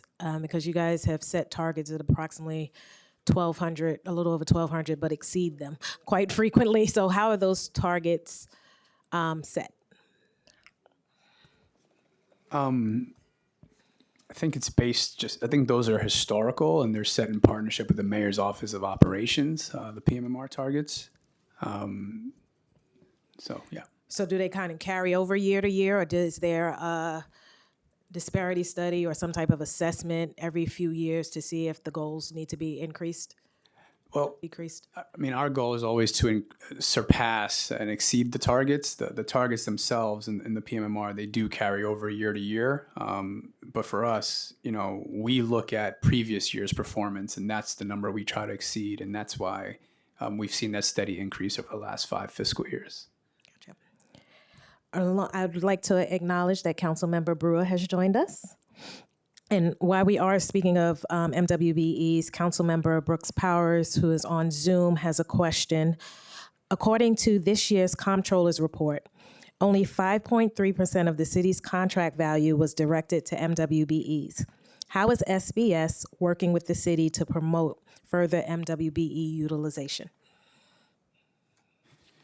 So I can't speak to the controller's numbers, but for us, we I think the number of registrants year over year increasing speaks to our commitment to making sure that there are more MWBEs registered with the city. I think in the last fiscal year, we directed, was it $6.9 billion in contracts to MWBEs, which we're very proud of. So that's where our focus is to making sure that the businesses are able to register, have what they need, and can access the city funding.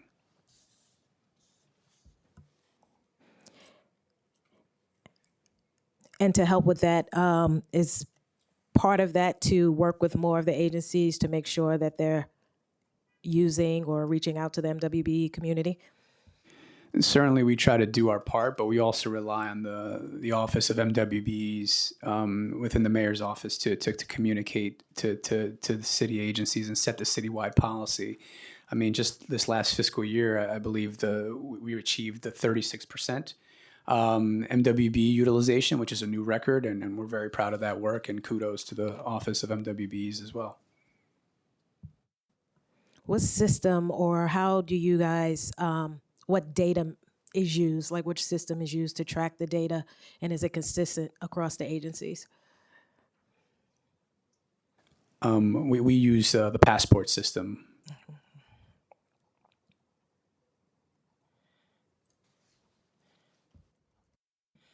Are you familiar with B2G at all? Okay, is that something that you guys get data from, or? OMWBE, the Office of MWBE at City Hall, is in the process of rolling out B2G to city agencies to also track other layers of data in addition to Passport. Just trying to figure out how we can make sure that we're getting consistent data across the city of New York, where some numbers are here, some numbers are there, but trying to figure out if we're in line to use one cohesive system that tracks everything across the city. So the existing systems were Passport, and there's efforts being made to also adopt B2G as a additional tracking mechanism. Okay. And I see that certification rates have increased slightly since last year. What does the agency plan on doing to keep increasing the number of firms certified?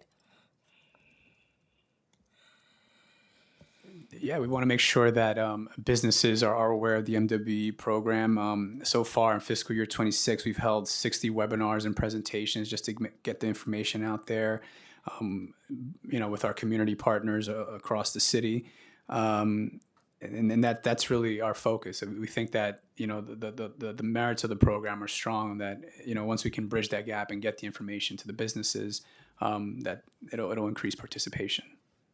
Okay, and one last question from Councilmember Brooks Powers. This administration has committed to cutting red tape and reducing unnecessary fines and fees for small businesses. What specific requirements or measure is SBS looking to change in the coming months? We're taking a kind of all of the above approach. I mean, we're looking at time spent from business initiation to obtaining a license. Dining out NYC is another one that we're looking at, just to ensure that especially in time for the summer season, that businesses are able to get the permits that they need to be able to partake in that program. So we're taking an across the board approach and look at city regulations. Thank you. Councilmember Brewer. Thank you very much. I have a couple of questions. Just on vacant stores, I know XYZ, you have a contract with them thanks to Blaze, I assume. And so my question is, does that continue? My district, I mean, there's so many vacant stores, and I assume it's across the city. So my question is, we can have the data, which is what we have, but what are we doing about it, if anything? Now, it's good to have opportunities for new stores, but if they can't do the rent or there's no, what are we doing about vacancy? That's number one. Number two is there something that can be done with AI in terms of, I'm a big supporter of it, in terms of some of the work that you're doing? It seems to me that there is, but I'd love to hear from you. I'd like to also know the federal changes to the federal SBA are horrible in terms of those who are immigrants not able to get a loan. So what are you doing to be able to support them? That's the backbone of our city in terms of replacing lost SBA financing. And then finally, I have a bill that passed a while ago, just making sure language, when I go talking to business, there's always a language issue, and it's even more prevalent around the city. So how are you making sure that you have all the different languages? Because if you don't understand something and you're getting a fine or fee in a language you don't understand, then that's going to be a problem. So my vacant stores, I have hundreds and hundreds, and they're all across the city.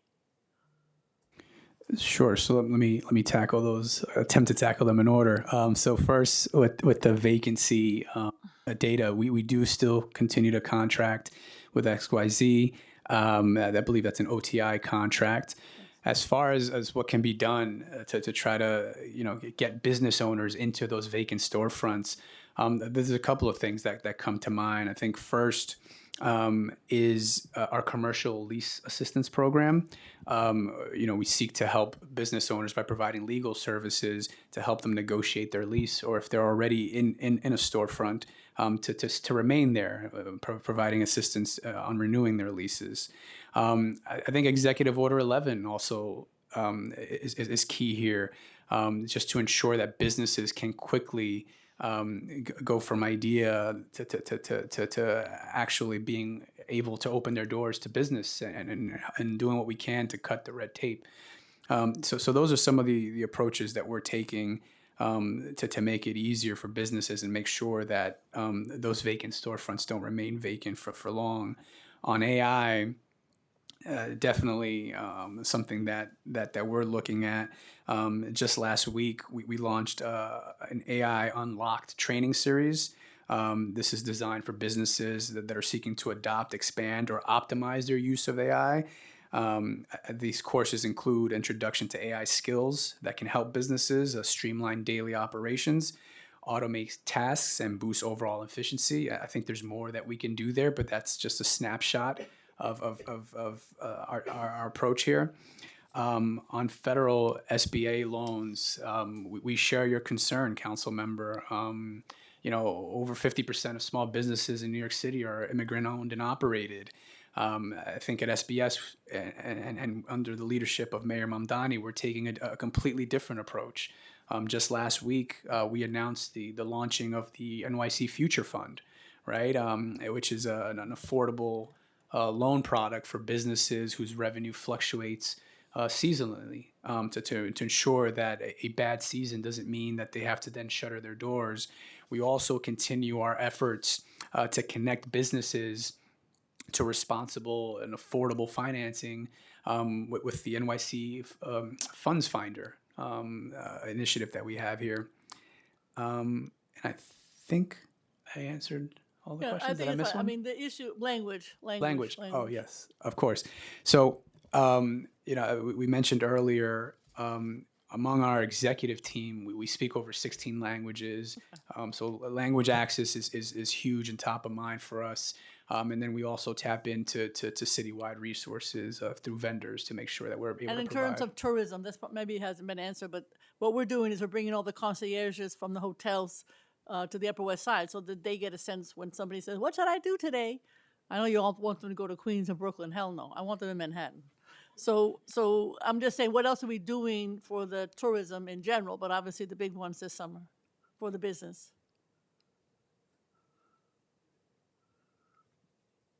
So definitely, I think that the highest leverage opportunity upcoming this summer is the World Cup. Right. No, that's what I mean. World Cup and the boats. Those are the two things. Yeah. You got the So- boats too. So Sail 250. Yep. right. So we are in close contact with our community partners, including the bids, to make sure that small businesses can partake in these opportunities.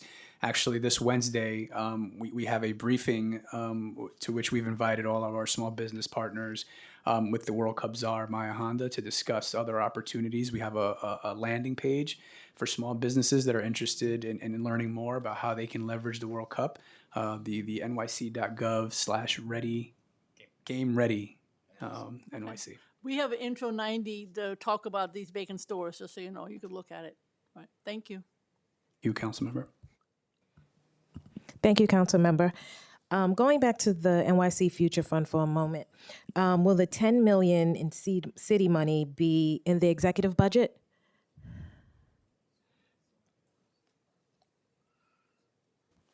We already have it. It was funded a couple of plans ago. Okay, and then the 70 million is that all private money, or will that It be? leverages other lending capital, yes. So that's the city seed money that leverages the remaining funds. And And which- we also have $1 million in philanthropy. And which plan will that be in? No plan, because the 1 million is from philanthropy. The other lending capital does not flow through the city. It's through our partners. So But the it's the $10 70 million flows through. that enables the whole program. Okay, so it's 10 million city, the 70 flows through the CDFIs, and the 1 million is philanthropy. Correct. Okay. And look, completely scalable on that $10 million investment. If there are other lending partners out there that want to come in, if there are other philanthropy that wants to come in, we can support it off of that base $10 million investment. So the program is completely scalable. Thank you. You mentioned the website, Game Ready. How has this been promoted?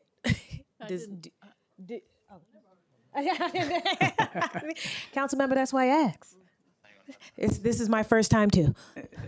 So definitely, we've been promoting it to all of our partners, bids, and anytime we have a briefing with folks, we've been promoting the website to help drive traffic to there. One of our most common ways where businesses reach and access some of our programming is email marketing. It's been one of the most successful way that businesses sign up. So we've also promoted Game Ready NYC across all of our email marketing campaigns to the business clients that we work with. And the plan is to host webinars.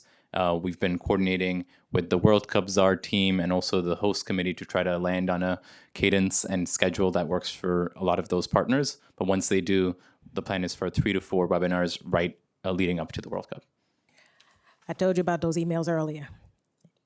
Businesses get inundated with so many random emails that I guarantee you a large number have never seen it and don't know it exists. And again, I want to reiterate, we're about 80 days maybe now from the World Cup, and Councilmember Brewer is shaking end, head. Chair Thomas Henry. So I think it's true. Many businesses struggle with the inundation of emails. The emails that we sent out at SBS, so we track how folks hear about us at the completion of a service or transaction or engagement. And for many of our clients, they rank our emails as one of the things that they've seen. And we have an open rate for SBS of 48%, which is almost double digits higher than the industry average And it's open rates. higher. Oh, yours is high. I believe it. I believe it. You should send it to all the newsletters for the elected officials. You have to hear about it from Yes. different places. We'll make sure to do it this month. And how long has the website been up?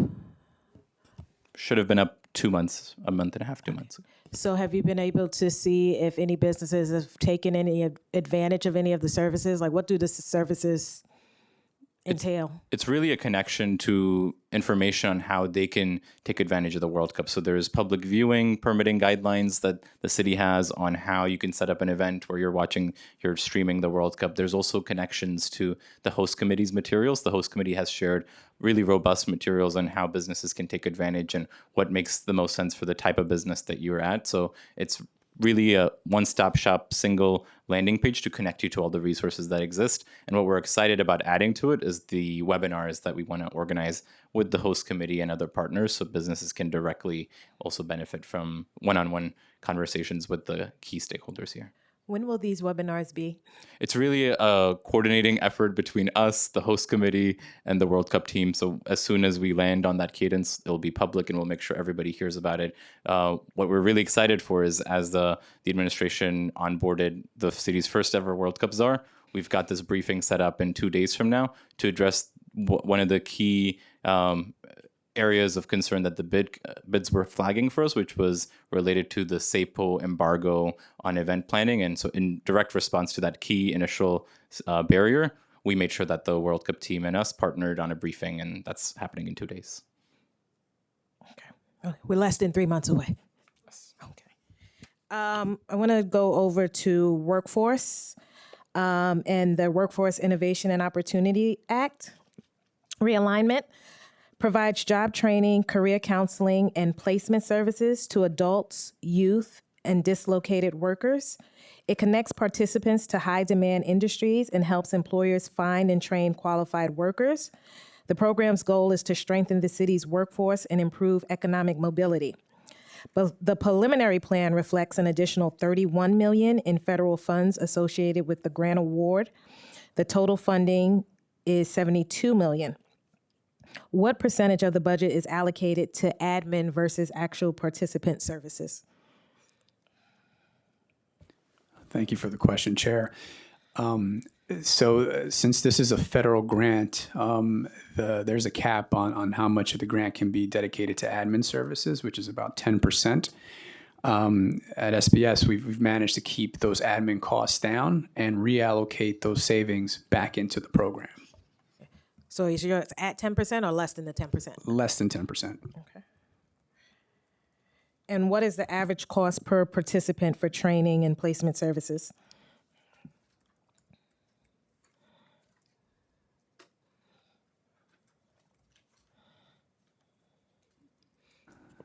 So the average cost per training is $1,463.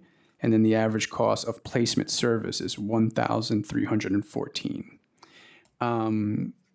The benefit cost ratio for workforce participants is 6.94, meaning that for every dollar invested in the program, we're seeing a return of $6.94 over 10 years.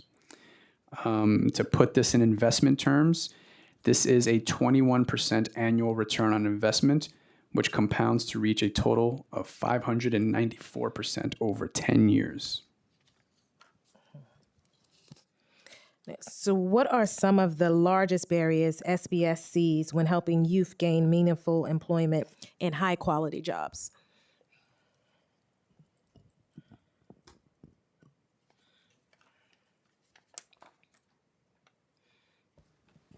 So, just 1 second, Chair.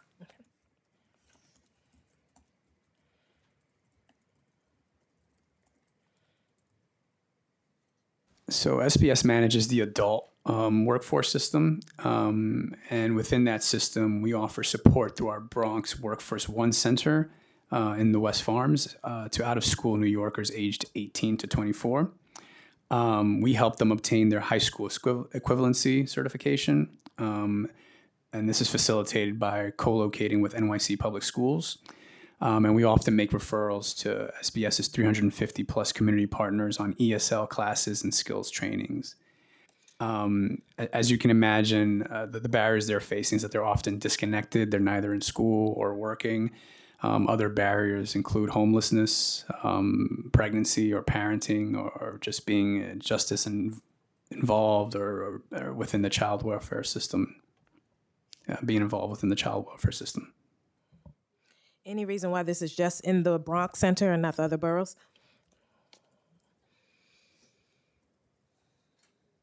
That's because DYCD does youth programming and we do the adult workforce programming. And does SBS track long-term outcomes regarding workforce innovation?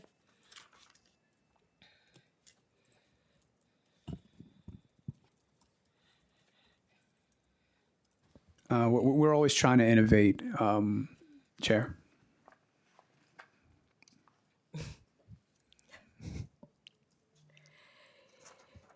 So in terms of, if someone comes into, say, a Workforce One training center, do you guys keep track of, one, if they're employed, how long they're employed once they get that job, and if they're returning to a center for a job within a particular period of time?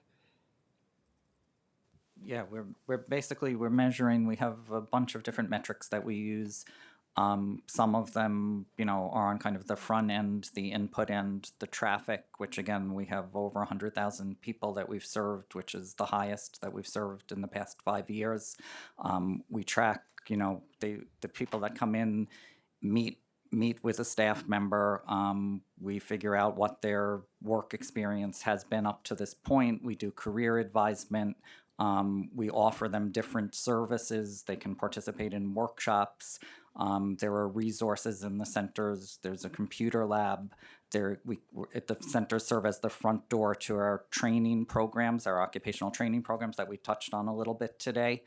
And then on kind of the back end, we're tracking the placement outcomes. So how many of the people that we've touched have gotten a job, how much, at what salary, what kind of job, all of those things are things that we look at and track. Also, as the commissioner mentioned, it is the federal funding, it is WIOA funding.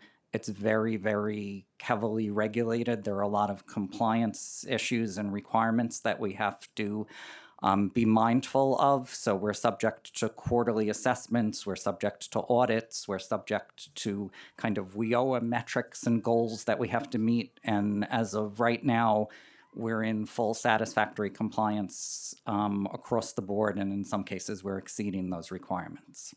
What tool do you use to do that tracking?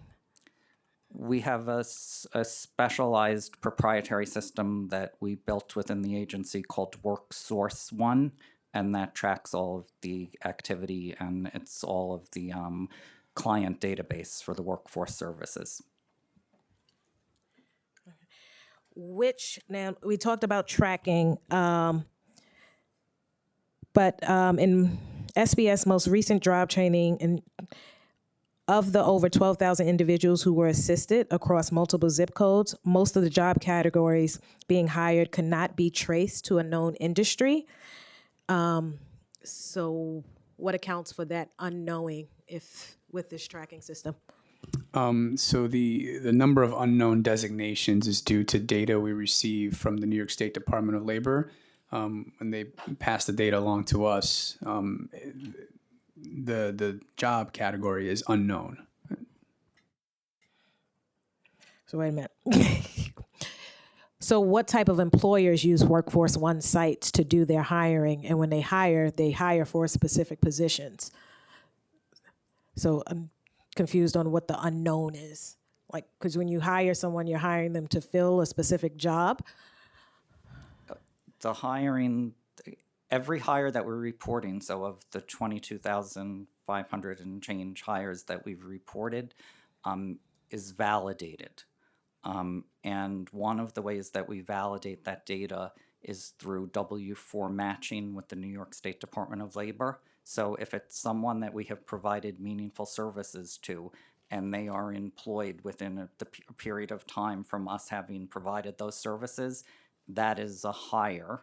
But on that W-4 data, it does not tell us the industry. So this is one of the most challenging aspects of the work. I would say probably second to actually helping getting the person the job is actually tracking it. And one of the challenges that we have is as we have very strong employer relationships, but once they get the person hired, they're not so good at getting back to us and working with us to validate that hire. So one of the mechanisms that we use is this matching process with the State Department of Labor. And for those matches, it doesn't tell us the industry. That's really what the issue is.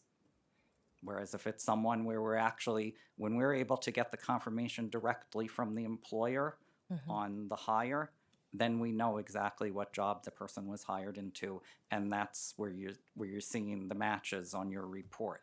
But if the hire is validated through a W-4, it won't tell us what the industry is. So it's a limitation of the data. But again, given the circumstances, it's verification and validation that there was a hire, and that's why we depend on it.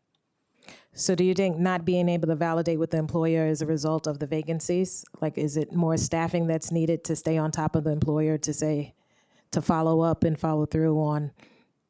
That hasn't really been our experience, in the sense that we are able to get out the requests to the employers, to give us back the information. But again, it's very uneven, the responses. From experience in workforce development, I've found that it's the follow-up, because once they fulfilled and have their hire, then they no longer need your services per se. So the onus isn't necessarily on them to comply and say, hey, we hired this person. It then becomes the onus back on SBS and workforce development to stay on top of them, because I think this data is very important when we're talking about what type of jobs we're getting, because a lot of New Yorkers may be underemployed. So going back to what type of employers are using Workforce One to hire, and what type of positions, predominantly top 5, are being hired in Workforce One facilities. So just this past fiscal year, we've partnered with over 730 different types of employers.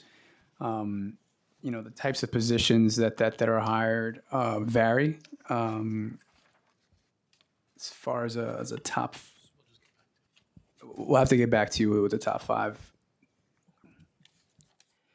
And through the training at these centers, are you specifically training for the jobs that are available, or are you working with, going back to innovation, training individuals who come through these sites for jobs for better jobs?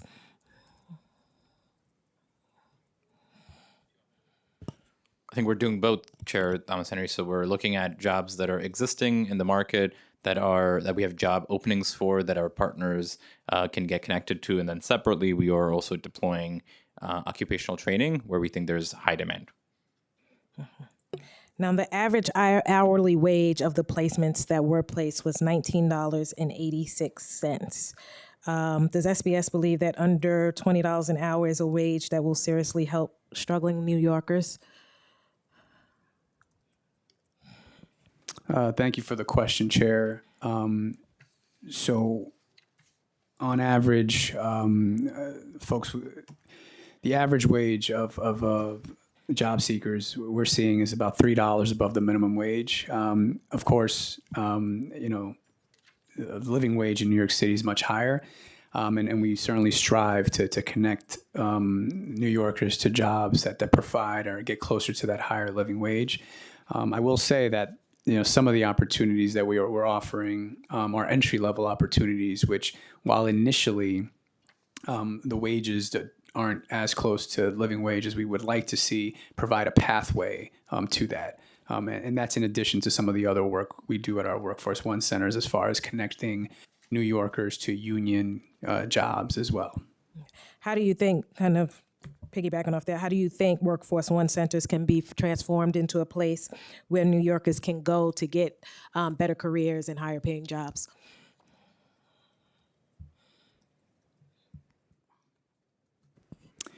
I think it's multifaceted effort there. I mean, I think we have to make sure that we are building strong partnerships with employers that provide access to those higher paying jobs. We will also have programming available to employers where we offer training grants to employers where they can to upskill their workforce and a commitment to pay a higher wage as well. So those are a few of the ways that we think we can continue to increase the wages that are available to New Yorkers that come through the Workforce One centers. And if I could just also add too, again, being familiar with the work, this is, meeting people where they are. So for a lot of people, this is the entry point. Go ahead. You just brought me to another question Okay. with meeting people where they are. How often, if ever, do the staff of Workforce One centers actually go out to meet people where they are? Because as of now, there's not a number of centers throughout all the boroughs. So for a person who may be on a fixed income, who may have a hard time, I'm gonna just take the center we have in Queens is nowhere near my district. How are you out there meeting individuals throughout the boroughs where they actually live? Absolutely, Chair. So as I mentioned at the top, we have hiring halls. We have one coming up in Jamaica. We've done 60 just in the last fiscal year. We have another one coming up on the 31st. So those are examples of how we meet people where they are. And then also just through our strong community partnerships. And I have some data in response to a previous question as far as the top industry. Thank you to the team. So some of the top industries are admin support and waste management, healthcare, social assistance, and the accommodation and food services sectors. And if you look at it from, looking at some data from our training programs, for food services, it's an average wage of $18.12 an hour. But then when you look at some of the other sectors that we're working in, healthcare, we have people coming out of the training programs getting $32.82 an hour. Technology, $34.82 an hour. So I think it's a range, and we're trying to operate a system that has something for everyone. The Workforce One system is primarily the 18 place-based centers, and there are different opinions out there in the world. From SBS's perspective, we think that that's a critical anchor to provide the services, even though they're not in every single neighborhood of the city. But we've also complemented that with the Jobs Nycc initiative, and that's where we're out there running those hiring halls. Started out as one a month, now we do at least 3 a month. They target high unemployment neighborhoods in the city. They're out there partnering with CBOs, and we do a lot of times when we can get the employer partners to do it with us at those events, we're actually doing on-site interviews. People are getting on-the-spot offers. We're also connecting people. It's kind of an outreach mechanism for the place-based centers, because a lot of times, even for people who have one in their neighborhood, they may not know it's there. They may never walk in there. So it's really only when we get out there in the trenches into the communities through an effort like Jobs Nycc that also makes the connection back to the center. Can you tell me a little bit more about these hiring halls? Like, what does that entail exactly? What does that look like? So thank you, Chair. So we served over 6,000 New Yorkers through these hiring halls, 16,000 New Yorkers through these hiring halls, and we've placed 5,000 more in jobs. These are opportunities where we'll feature more than a dozen employers on site. The employers will conduct, in many cases, on-site interviews, and many times we hear candidates that will get an on-site job offer, a conditional job offer. And so we bring roughly 200 to 500, depending on the hiring hall, the capacity of our venue, the time of the year, and also a dozen to 24 employer partners. And we also feature city agencies. We really believe that public sector and public service work is another opportunity to enter the middle class. And so it's not just focused on private sector employers, but also public sector employers, and also ties into our own SBS-focused hiring hall that we're doing on the 31st to make sure New Yorkers can also benefit from these opportunities. So they're job fairs. They're job fairs, they're large-scale events. We welcome everybody. We usually we can't even keep those events up live for too long because they get filled up, they get booked up pretty early in advance, Okay, thank which you. is why we moved to 3 events per month. 730 employers that's a large number of employers. How many account managers are staffed at each Workforce One site? It varies. We have, in total, there are about 200 and change staff across the 18 centers in total that do direct service work. Approximately how many are strictly like account managers who are like those individuals who would who work with specific employers to on an ongoing basis, who develop or would have that relationship to help get the data? It's a, we can get back to you with the exact number. I mean, in terms of business development, it's a small number of that 200 to be able, that's managing those relationships. Most of the staffing is tied to serve the people who are coming into the centers. Okay. I'm going to turn over to Councilmember Brewer.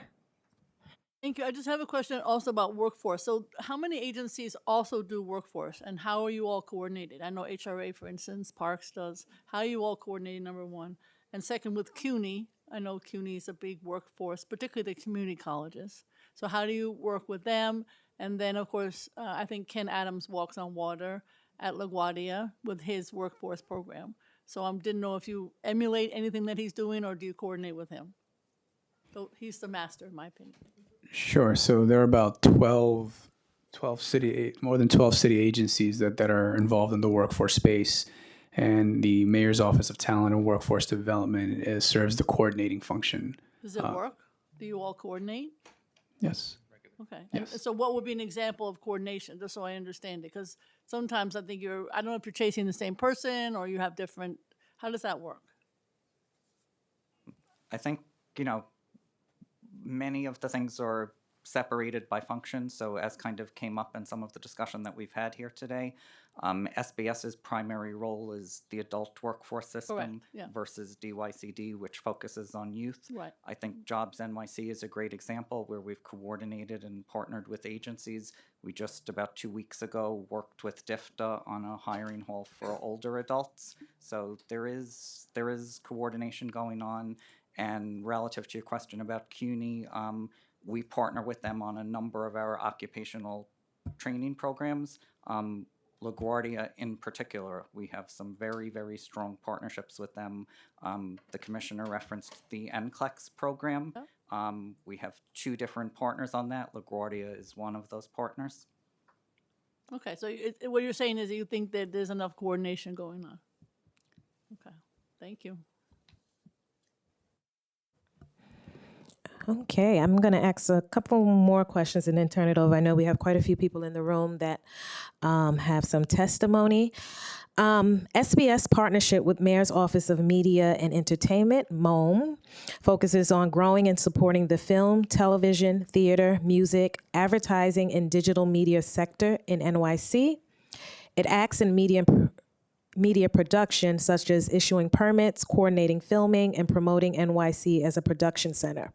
It is closely linked with SBS because the creative sector has a large percentage of small business and freelancers. $1 million was added to fiscal 2026 budget for MOME to support a partnership to fund post-production training.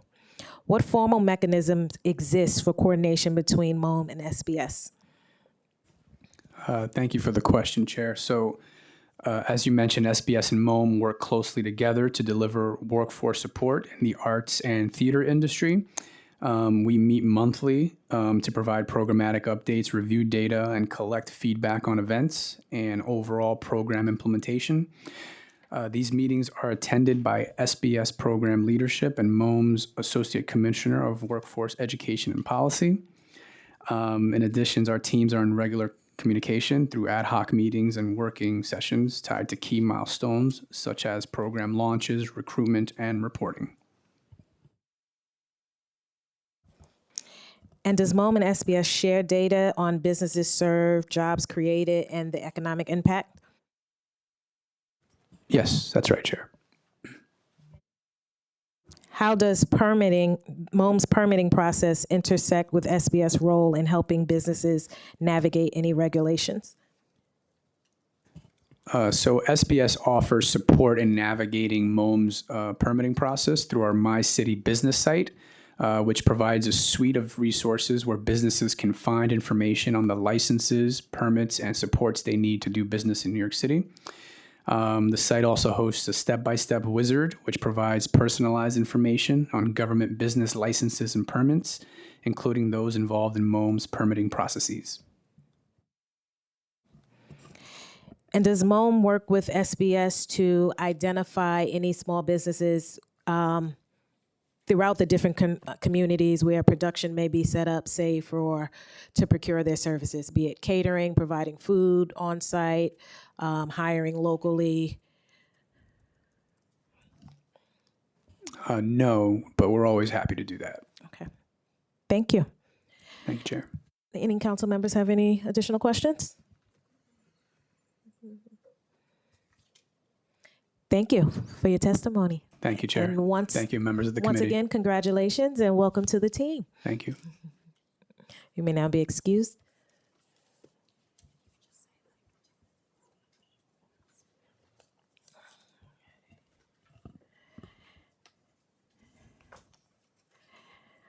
While they're getting together, those who are in person, we will call up to join. Please excuse me in advance if I mess up your name. Testin Decky, are you in the room? Okay. Please come forward. Charles Debonet. Rebecca Laurie. And Laura Rothrook.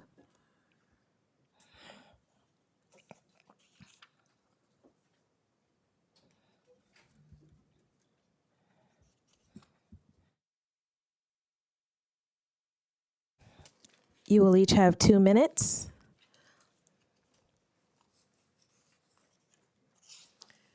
Is Charles still in the room? Charles from Bach.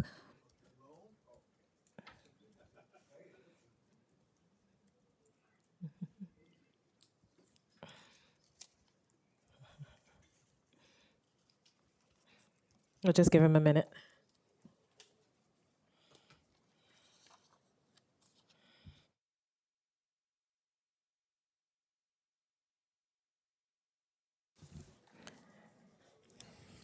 We'll begin. Please tell me how to pronounce your name. I don't want to mispronounce it. Not a problem. It's Tseten. Tessin? Tseten. Okay, I'm sorry. I apologize. You will have 2 minutes.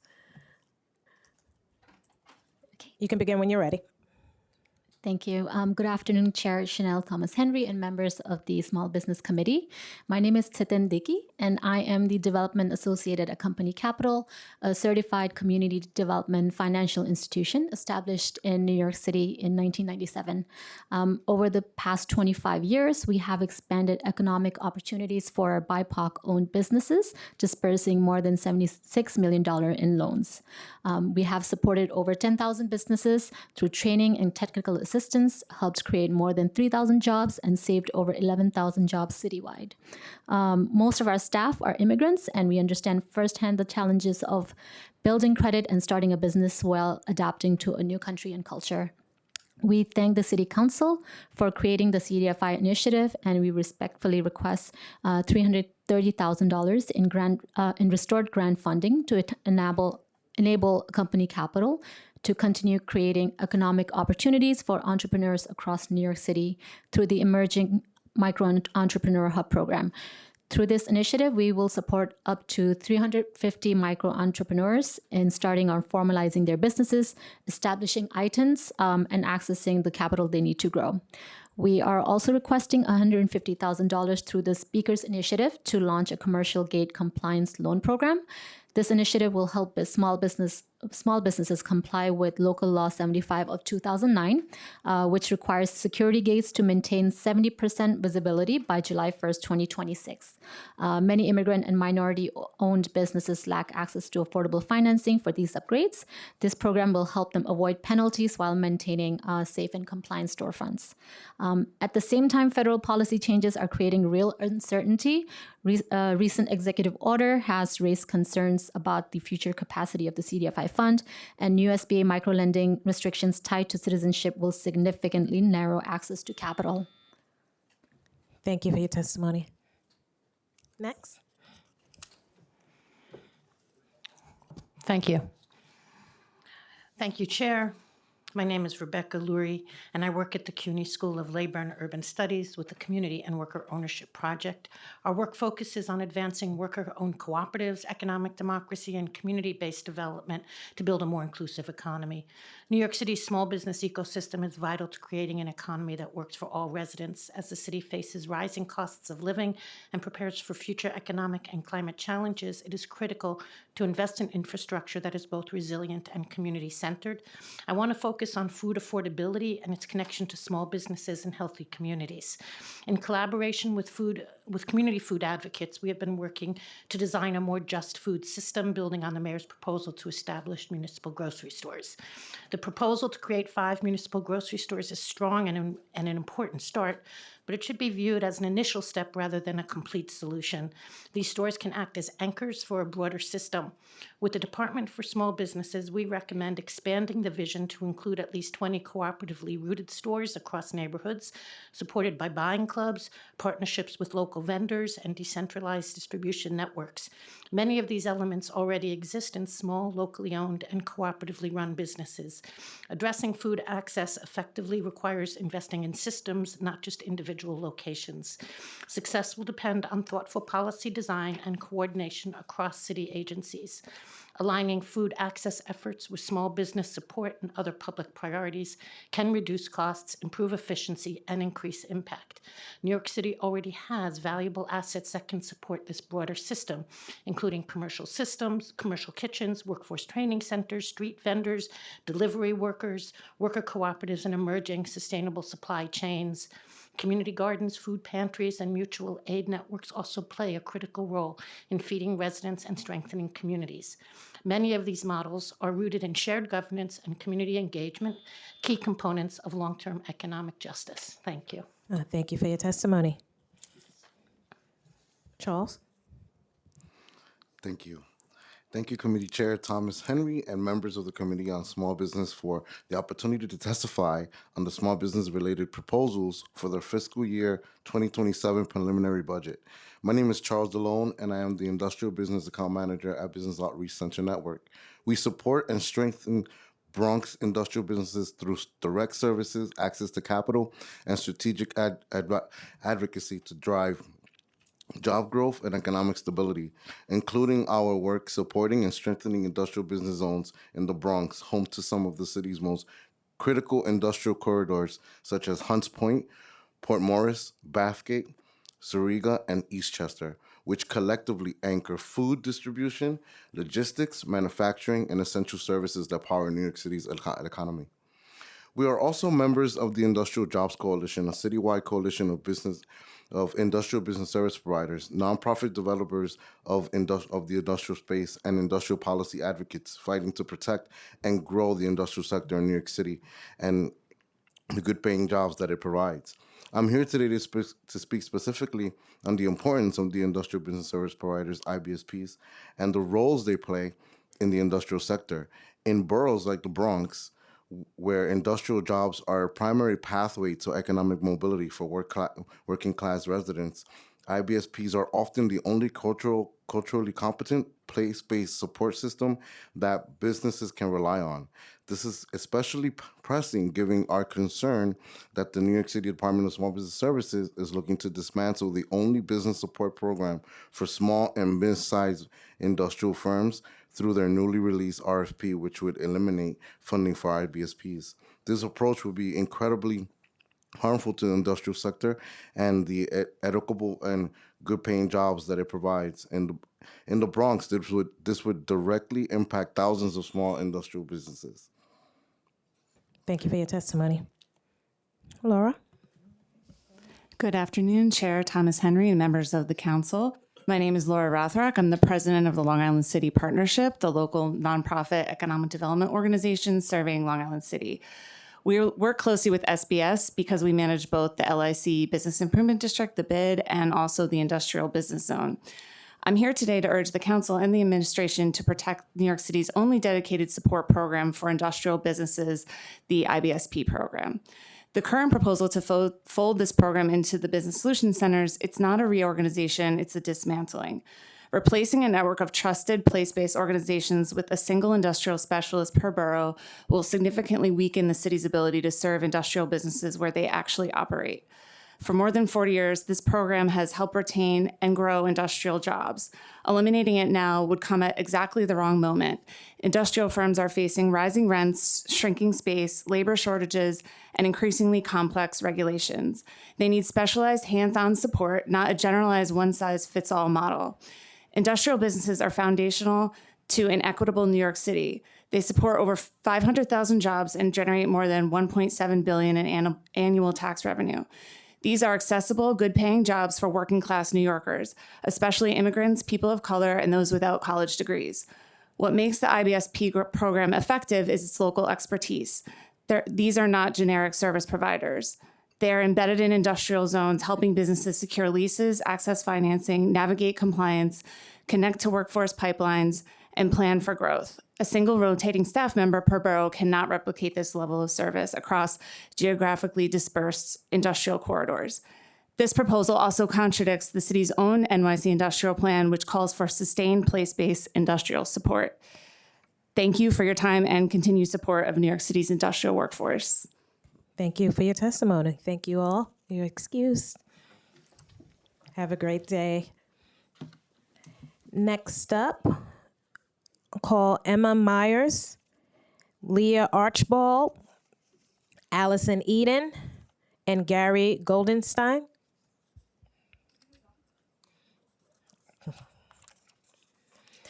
And while they're coming up, I'd like to remind everyone that testimony can be submitted to testimony@council.nyc.gov up to 72 hours at the close of the hearing, where it will be reviewed in full. And I'm missing someone. Is Gary still in the room? Oh. Are you together?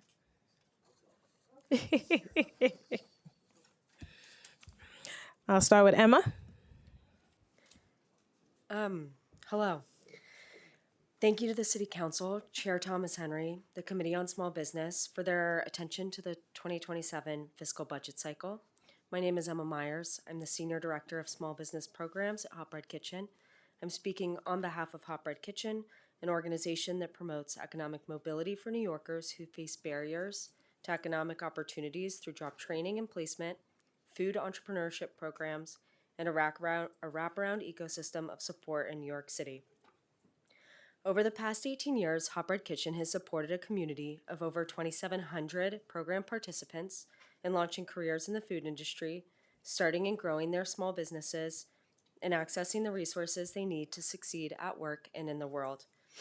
We offer our members a diverse array of programs and services to help them reach economic mobility, workforce development, job placement, wraparound support services, and small business incubation.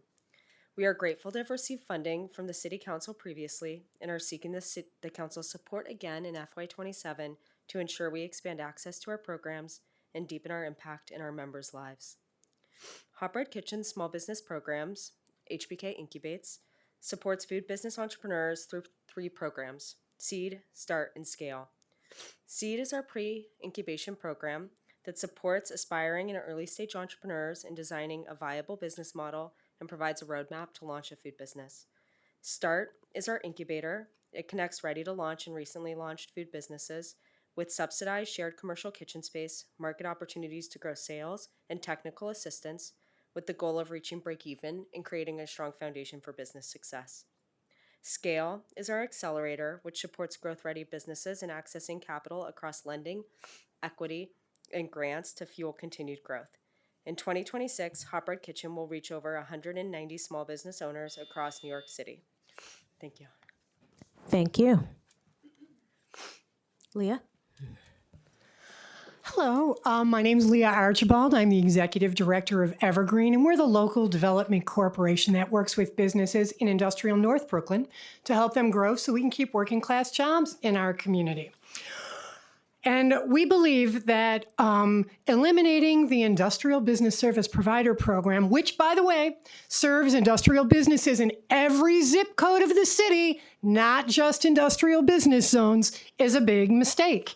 For more than 40 years, my organization has partnered with the city to be their front door for industrial businesses in our community. We build trust, we know these companies, and we help them navigate everything from financing to real estate. We've been connected with these businesses in our community for years, sometimes for generations of ownership. I want to talk a moment about what the city stands to lose by dismantling this program.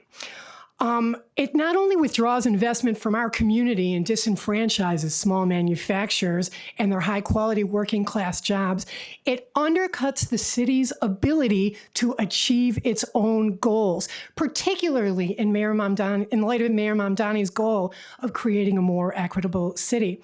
The city is going to lose its pipeline to its own incentive programs. Businesses don't know about them, and they don't have the capacity to apply without our help. The city is going to lose its emergency response network for businesses. After Hurricane Sandy, we brought the mayor out to flooded businesses. During COVID, we connected our manufacturers to produce hospital gowns. The city is going to lose capacity when it matters most. When SBS needed help during COVID, we took on hundreds of businesses outside of our own service areas to help them apply for PPP and other emergency funding. We helped Department of City Planning survey 300 businesses. We helped the Department of Transportation do outreach about the BQE redesign and the new Grand Street redesign. If we lose this funding, we are not going to have the capacity to do this in the future. Thank you for your testimony. Yes. Please reinstate the programming and can help us work with us to build a stronger program. Thank you. Allison? Good morning, and thank you for hearing me. My name is Allison Eden, and I am the founder of Allison Eden Studios, a creative manufacturer of glass mosaic tile in Brooklyn for over 35 years. We handcraft our own work right here in New York City, and we employ New Yorkers whose livelihoods depend on this business. I am here today to say this as clearly as I can. Eliminating funding from the IBSP program and for organizations like Evergreen is a direct threat to small businesses like mine. Evergreen didn't just help us, they saved us. When we were pushed out of Manhattan, we were at a breaking point. We could not find affordable industrial space. We were facing the very real possibility of leaving New York City altogether. And without Evergreen, that is exactly what would have happened. They found us space that we could actually afford. They gave us access to education, real tools, marketing, finance, and business strategy. They gave us a community. They gave us a fighting chance. Because of that, we are still here in New York City. We are still creating, we are still employing, and we are still contributing to the city that we all love. And let me be very clear, this is not about my business. This is about every small manufacturer, every artist, every maker who is hanging on by a thread in New York City right now. You talk about supporting small businesses, but this program is the support we need. Without it, you are not just cutting funding, you are cutting lifelines. I could leave, many of us could go. I could go somewhere else, somewhere where it's cheaper, be in the Florida sun right now. But I chose New York City to fight to stay here because this city matters. But staying here requires partnerships. It requires infrastructure. It requires programs like Evergreen. If you eliminate this funding, you are forcing businesses like mine out. And once we're gone, we're not coming back. So I am asking you, not politely, but urgently, do not take this away. Thank you for your testimony. Gary? Hi, I'm Gary. Please tell your mic. Yeah. Hey, I'm Gary, husband of Allison Eden. We work together every single day. So she's the boss. I'm like the gift with purchase. No one really wants to see me, but I'm here to say hi. Yeah. So we make custom glass mosaics in New York City. When you're on the subway, you see custom glass mosaics. That's what we do, but we don't get any business from the city. We never did any subway work. And that's what it's like competing on the world stage these days. It's very hard for a U.S. manufacturer. It's even harder for a manufacturer in New York City. But we've managed to hang in there with a lot of help from Evergreen. When we were losing our lease in Manhattan, they found us a beautiful space at a good rent and kept us being employers in Brooklyn. Over the years, we probably employed 100 young artists from all over the world. There have been a lot of challenges along the way, including COVID, where we were shut down and didn't think we were going to make it, but Evergreen helped us out. They got us PPP money, helped us fill out the forms, and they've given us education, helped us stay compliant through HR classes, and they've really held us together. So I'm here speaking. Some of my friends are here. They have a paint company, the company that makes displays for store windows, museum displays. We're owners of businesses, and we employ people and give them a shot at good paying jobs, which without us they might not have. And we probably wouldn't be here without the help of Evergreen. So I'm here advocating for Evergreen and the important work that they do that allows us to keep people employed locally. Thank you for your testimony. You're excused. Call up the next panel. Franklin from 27 Inc. Miguela from Southwest Brooklyn Industrial Development Corp. 7. Murray and Leguia Guapa.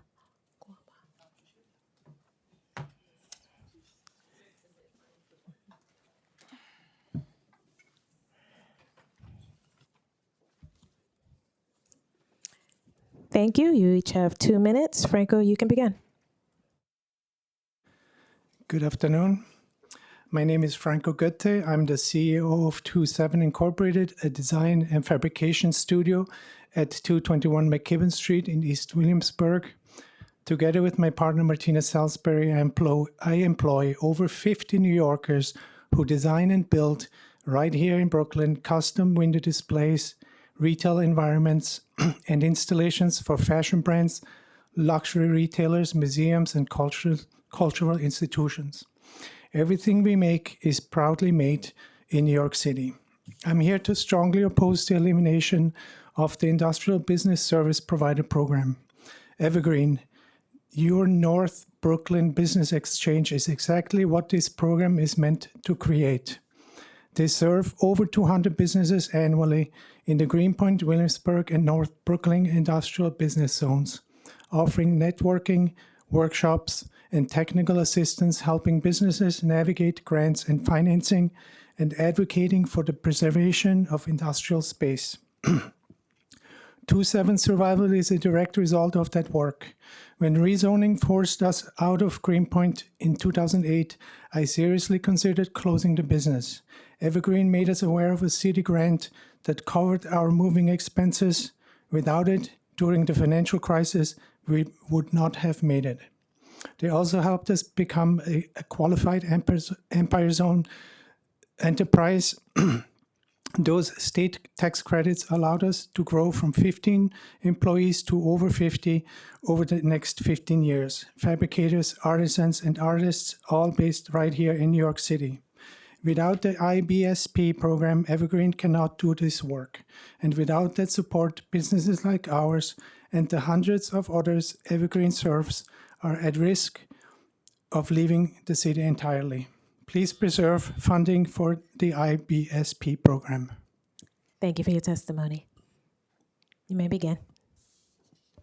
Hi, thank you, committee Chair Thomas Henry and members of this Committee on Small Businesses for the opportunity to testify today. My name is Michaela Crater. I'm the Interim Executive Director for SBIDC, Southwest Brooklyn Industrial Development Corporation. And for over 40 years, we have served the industrial businesses and workers of Sunset Park, Red Hook, Gowanus, and South Brooklyn.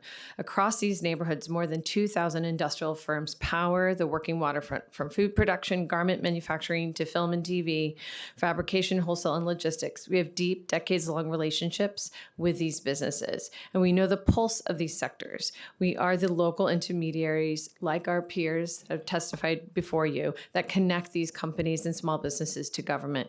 And each year, SBIDC supports over 250 businesses through direct services and advocacy since 2017. We've helped place more than 2,000 New Yorkers into quality, family-sustaining jobs. But I'm here today because all this work is now at risk. The city is proposing to eliminate the only public program dedicated to supporting small manufacturers and industrial businesses, this IBSP program. For SBIDC, this represents a nearly 20% cut to our budget. For the sector, it means a loss of a critical, specialized support that no generalist program is positioned to replace. This is being framed as streamlining. It is not. It is policy making in the name of efficiency with very real and very foreseeable consequences. Industrial businesses operate within highly specialized systems, land use, logistics, workforce, and regulation. A generalized approach cannot replace the trust, expertise, and relationships that have been built over decades, and that trust matters. When Workspace 11, a Gowanus-based fabrication firm, faced displacement due to eminent domain, SBIDC was the first to inform them, and the partner that helped them navigate and what came next. We guided them through negotiations, financing, and relocation, helping them stay in the neighborhood and preserve over 30 jobs. That is what specialized place-based support looks like, and it cannot be replicated by a program that does not know the block, the business, or history. Thank you. Thank you for your testimony. Again, a reminder, any testimony can be submitted online by emailing testimony@council.nyc.gov. You can begin. Good afternoon. My name is Sarah Maury, and I'm a co-owner of Garrett Paint and Pigment Corp., a small business founded 40 years ago in the East Village and now located in Maspeth, Queens. I'm happy to be here today to give testimony in support of Evergreen Exchange, who stands to be negatively impacted by the defunding of the IBSP. I'm going to begin with a brief backstory. In the year 2000, my husband and I decided to save a dying specialty artist paint and pigment business in New York City in the East Village that specializes in rare and extinct colors. We entered the deep end of the pool without knowing how to swim. We knew nothing about business or chemistry and were unprepared to face the incessant collection notices that were coming through the door. Through grit and steadfast effort, we somehow survived 9/11, the 2008 stock market crash, Hurricane Sandy, COVID, and the ensuing inflation. In 2021, we were told by a new landlord of our storefront that they would be tripling our rent. We decided to abandon our location of 35 years and consolidate to our warehouse in Williamsburg, Brooklyn. We did this through great effort and successfully relocated the retail store to Williamsburg. 6 months later, our warehouse landlord said they would have to be selling their property and that we would have to move. My husband had become very ill, and I was in my darkest hour, asking anyone and everyone for help and asking for prayers and guidance at church. My pastor connected me to someone in the Department of Cultural Affairs, who then referred me to Evergreen. Evergreen became my support system. I knew that as a small business, we had to purchase a small warehouse or we would be priced out of New York City. With a child at LaGuardia High School, we knew that we could not leave the city. We set about trying to find a realtor. Prior to working with Evergreen, I was unable to make any headway with a realtor. Anyone I spoke to needed pre-approval for a mortgage. Through Evergreen's referral, I met Eitan Hakami at Griner Maltz. Eitan understood our position and worked for us diligently to locate a suitable property, while we simultaneously worked on financing, again with the help of Evergreen and their referrals. There were multitudes of emails back and forth to Stephen Fabian and Natalie Vishnevsky for words of advice and support throughout the entire 7-month process. In a market with little to no small darn, I should. No worries. Thank you for your should time testimony. myself better. Please email it. You can email it to testimony@council.nyc.gov. Thank you. No problem. Next. Yeah. Thank you. My name is Ligia Hualpa. I'm the Executive Director of the Workers' Justice Project. Thank you for the opportunity, Chair, to testify today. I'm here to emphasize the importance of supporting the worker cooperatives. Particularly, we are seeking support for the Worker Cooperative Business Development Initiative, which we're part of it as a coalition of organizations that are seeking 5.09 million. This particularly supports Worker Cooperative. WJP has been supporting and incubating house cleaning cooperatives as an alternative for workers to have opportunities to run their own businesses that are mostly run by women, immigrant women. In addition to Worker Cooperative, also Workers' Justice Project operates workforce development programs, particularly a day labor hiring hall, which connects skilled, reliable workers from the community with responsible employers. This is small businesses that hire locally, pay fair wages, and also provide safe working conditions. Just this fiscal year, we have connected domestic workers and day laborers to 600 jobs with small businesses, contractors around the district, around Brooklyn particularly. And also we have been supporting about 400 day laborers to be reinstated into their jobs after they were unfairly deactivated, which is a form of being fired by delivery companies. So with that, the reason I'm here is because we want to make sure that the council considers supporting the worker cooperative, but also key initiatives that supports our work, which is the Day Labor Workforce Initiative. That is a coalition of worker centers across the city with 4.9 million, and also restoring our funding for legal services and day laborers for domestic workers. And also, we recently started a new initiative that is Workers' Rights Organizing and Education, along with other organizations seeking $5 million for worker organizing. Thank you for the opportunity to testify today. Thank you for your testimony. This panel is excused. Next up, I'd like to call Matt Shapiro, Christopher Nycc, William Joyce, and William Greenberg.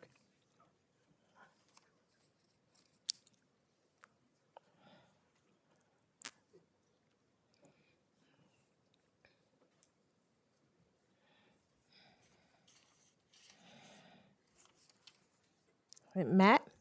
Okay. Christopher Nycc? Christopher. Okay. Kaysen? Okay. My apologies. No problem. And then William Joyce. Okay. All right. Thank you. We'll start with Matt. You have 2 minutes. Good afternoon. My name is Matthew Shapiro, and I'm the legal director of the Street Vendor Project. I'd like to thank the chair and the committee members for the opportunity to testify today. The Street Vendor Project is the only organization that exclusively serves street vendors in New York City. We are the centralized hub for this underserved population and provide critical small business and legal services to vendors since our founding in 2001. We respectfully request support from the New York City Council to sustain and expand our essential small business empowerment program and community outreach and education for street vendors. Additionally, we ask for the City Council to fully resource the new Office of Street Vendor Services within SBS to ensure this office has the necessary funding and staffing to accomplish the goals of establishing educational services for vendors. Earlier this year, the City Council passed a historic landmark package of legislation, including Local Law 54, that will create a total of 21,500 new licenses for vendors. This will create a legal pathway for the tens of thousands of vendors to move out of the shadows and become fully licensed regulated businesses. However, this legislation will only be impactful if the city's 23,000 vendors understand the new vending system, know how to access these licenses, have access to multilingual, accessible, comprehensive, and relevant resources to support them. We are seeking funding to create and implement a comprehensive outreach and education campaign to help vendors navigate the complex vending laws in 7 languages: Arabic, Bangla, Spanish, Mandarin, English, French, and Wolof, and offer trainings to build their skills and to grow their vending businesses. We already conduct weekly street outreach in 7 languages, meeting vendors where they work to educate them on the rules, teach them their legal rights, and connect them to our free legal and small business services. In FY27, we will create and distribute multilingual multimedia materials to educate vendors about the new vending system to ensure they are ready to join the waiting list and apply for the new licenses as soon as they are available. Via our Small Business Empowerment Program, we support vendors to establish financial independence, self-sufficiency, and small business growth by providing them with the tools, resources, and skills to grow their business, including setting up bank accounts, taking e-payments, marketing, Thank you for your and one-on-one testimony. consultations. Thank you All right. very much. Question, you asked for funding. What is the amount? So we have two different, I have it in the application. I'll tell you in a second.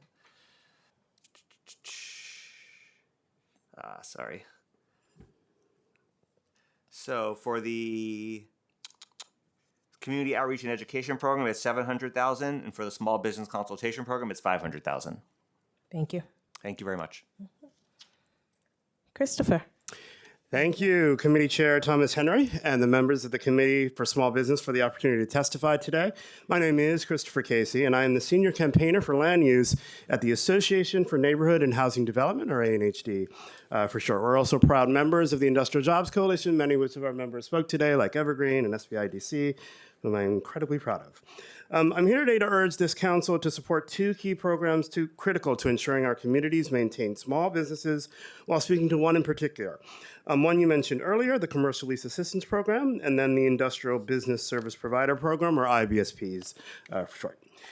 Regarding the Commercial Lease Assistance Program, we ask this council to work with us to ensure that the Department of Small Business do two things.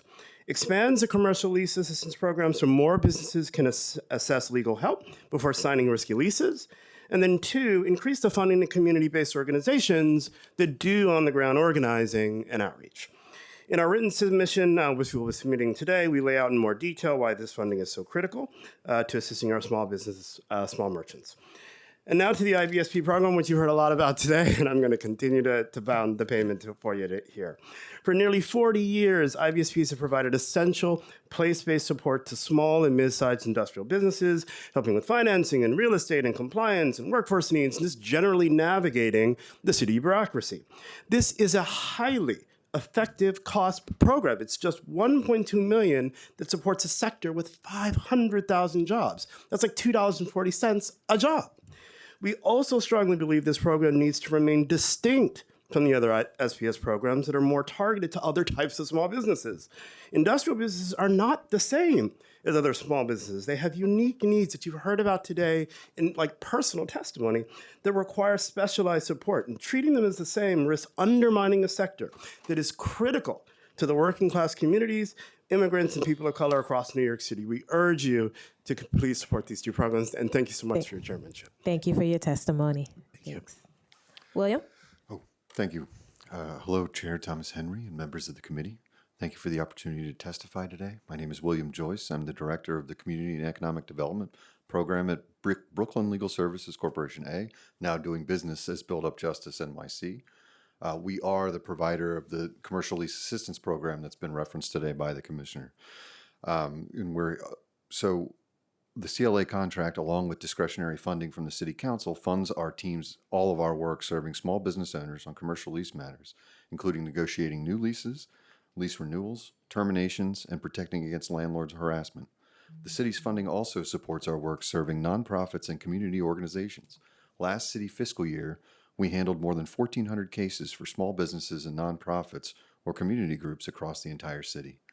BUJ NYC has been administering the CLA program for nearly a decade, and we've seen firsthand how important this work is to keeping businesses open.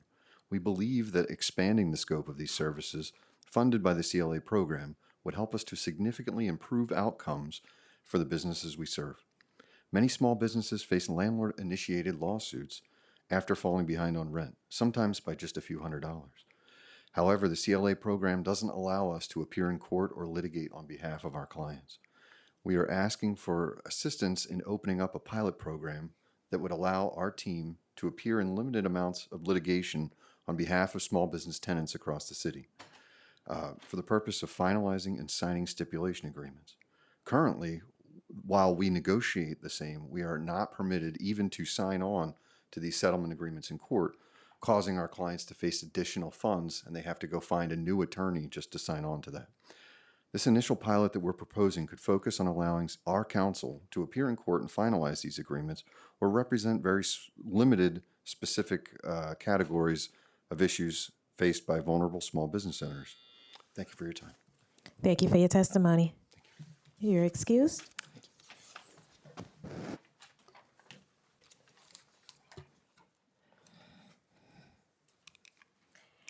Next up, we have Doug Young, Khalif Nunala Rivera,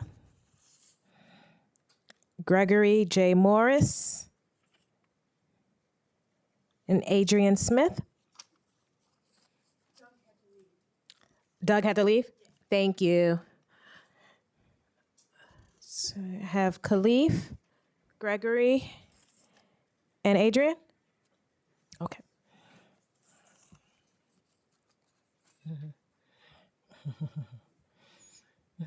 Khalif, you may begin. You have 2 minutes. Good afternoon, Chair Thomas Henry and distinguished members of the New York City Council Committee on Small Business. Thank you all for allowing me to testify today. My name is Khalif Nunali Rivera. I'm the Senior Engagement Manager at the ICA Group. The ICA, a national nonprofit, has been a founding member of the Worker Cooperative Business Development Initiative since 2015. WCBDI is a city council-funded initiative that helps launch and grow worker-owned businesses in which employees share in profits and make decisions democratically. We help expand worker ownership and combat the succession crisis by identifying business owners ready to exit their business and facilitating sales to employees as worker cooperatives. Based on decades of research, our approach helps stabilize the economic situation of individuals and communities, transforming jobs into meaningful and dignified drivers of a robust economy and transforming workplaces in their surrounding communities. During this fiscal year and last fiscal year, we provided technical assistance to Bike Plant, a Bed-Stuy bike shop that became a worker co-op. The conversion process involved a financial and operational feasibility assessment, securing financing, educating workers about the co-op model, and working with those workers to design the specifics of decision-making structures. This is just one example of many worker co-ops throughout the last several years. Over the last decade or so, ICA has created 19 worker co-ops across various industries, provided over 3,000 hours of technical assistance and educational support to over 850 businesses and individuals. Our work has also resulted in at least 300 new jobs throughout the city, and we currently have 7 more businesses in incubation.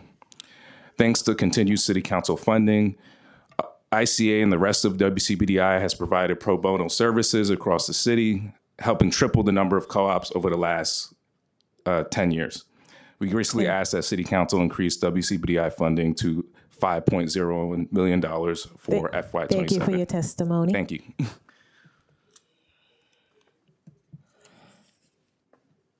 Gregory?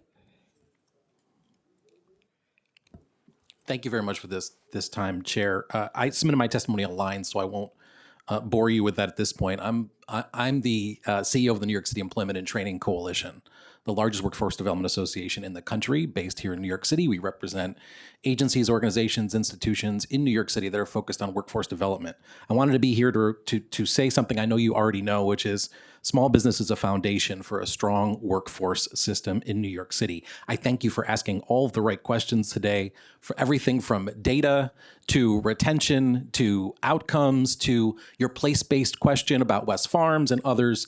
All spot on, all thoughtful, and I hope you realize, like I think many of us in the audience did, that the answers perhaps were not as crisp or clear as they need to be. SBS has become a Swiss Army knife in New York City, not unlike EDC, not unlike DYCD. And we have to ask ourselves, when it comes to workforce development, what are we actually buying? Especially considering now that we've eliminated words like economic development from the deputy mayor labels. Now we're talking about economic justice. And we need to think about what that means. Our city has dozens of programs focused on workforce development strategies, and yet there is no common budget for workforce development in New York City. And until we get that, it is going to be very difficult to hold the city accountable for its outcomes. In particular, as was flagged during this conversation, the coordination of the Mayor's Office of Talent and Workforce Development, which I appreciate immensely, but has no budget to coordinate 24 agencies in New York City that have a hand in workforce development. Specific to small business services, I just want to note for you, the Workforce One system is supported by nonprofit and for-profit providers. I suspect as time goes on, you will be interested in taking a look at both of their results, the majority of which are only resulting in placement that is minimum wage. If it's sectoral-based training, it's going to be closer to $20 an hour, but it's not enough. You flag the hiring halls, bless your heart for doing so. I've never heard who got hired in hiring halls, but I know they've been wonderful turnouts. The last note to make is this. In FY23, Thank you small for your business services and workforce development put $26 million in the budget. In 2026, it was $34 million. I hope that you make a commitment to growing that. Thank you for your testimony. Thank you. Adrian? Good afternoon, Chair Thomas Henry and members of the Committee on Small Business. Thank you. My name is Adrian Smith, and I'm the director of the Microenterprise Project at Volunteers of Legal Service, also known as VOLS. For over 40 years, VOLS has partnered with community-based organizations and the private bar to provide free civil legal services to New Yorkers who otherwise can't afford or access representation. Our 5 core projects serve small business owners, individuals accessing benefits, immigrant young people, incarcerated mothers, and older adults in every borough. The Microenterprise Project's core mission is to help existing and aspiring small business owners access high-quality, pro bono legal services. Working closely with community-based partners to reach underserved neighborhoods, we leverage the transactional expertise of volunteer attorneys to help small businesses reduce legal expenses and reinvest those crucial funds into their operations. Pro bono transactional legal services are a critical resource for micro-entrepreneurs on the often challenging path of starting, maintaining, and protecting a small business. I am here today to urge the committee to support both the Department of Small Business Services and legal service organizations such as VOLS that provide transactional legal services to small businesses. Legal issues are business issues, and for small business owners, legal and operational challenges are deeply intertwined. They cannot be addressed in isolation, particularly when so many businesses are operating under real economic strain. According to the Nycc EDC, in the second quarter of 2025, about 3,500 businesses opened in New York City, while about 8,400 closed, for a net loss of 4,900 businesses, the weakest quarter of net business formation in 5 years.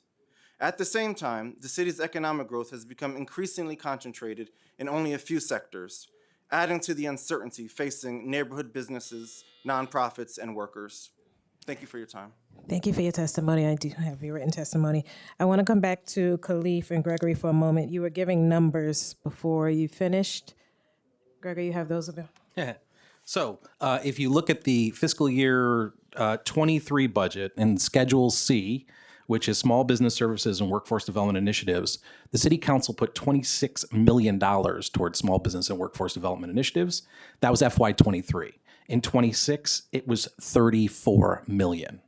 So as you can see, that is a modest increase over the course of a time period where I think we could argue affordability, economic mobility, workforce development, small businesses needed more supports. So it's a very modest growth in a handful of years. I'm hoping that this council, which has in many hearings talked about workforce development, seeks to make a real commitment. Within that Schedule C budget, within that Schedule C segment, small business services and workforce development initiatives, there's one particular line that's job placement and training initiatives. In FY23, this council put $8.25 million into that. In FY26, it was 8.45. Again, in that period of time, how much has this council committed to ensuring that our city is driving its people, its talent and supports towards the best outcomes? I would argue we need investment. Thank you. Thank you. Khalif? Yes, so the request that WCBDI, we put in a proposal to increase our funding to $5,097,082 for FY27, and that would be an increase over our current budget, which has been, which was the same over the last 3 years, I believe, at about $3.5 million. Thank you. This panel is excused. Thank you very much for your testimony. Is there anyone else present who would like to testify that I have not called? Please fill out a slip.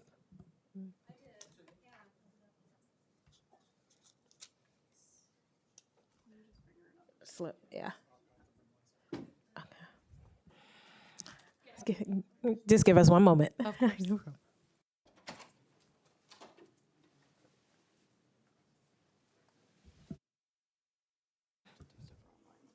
Okay.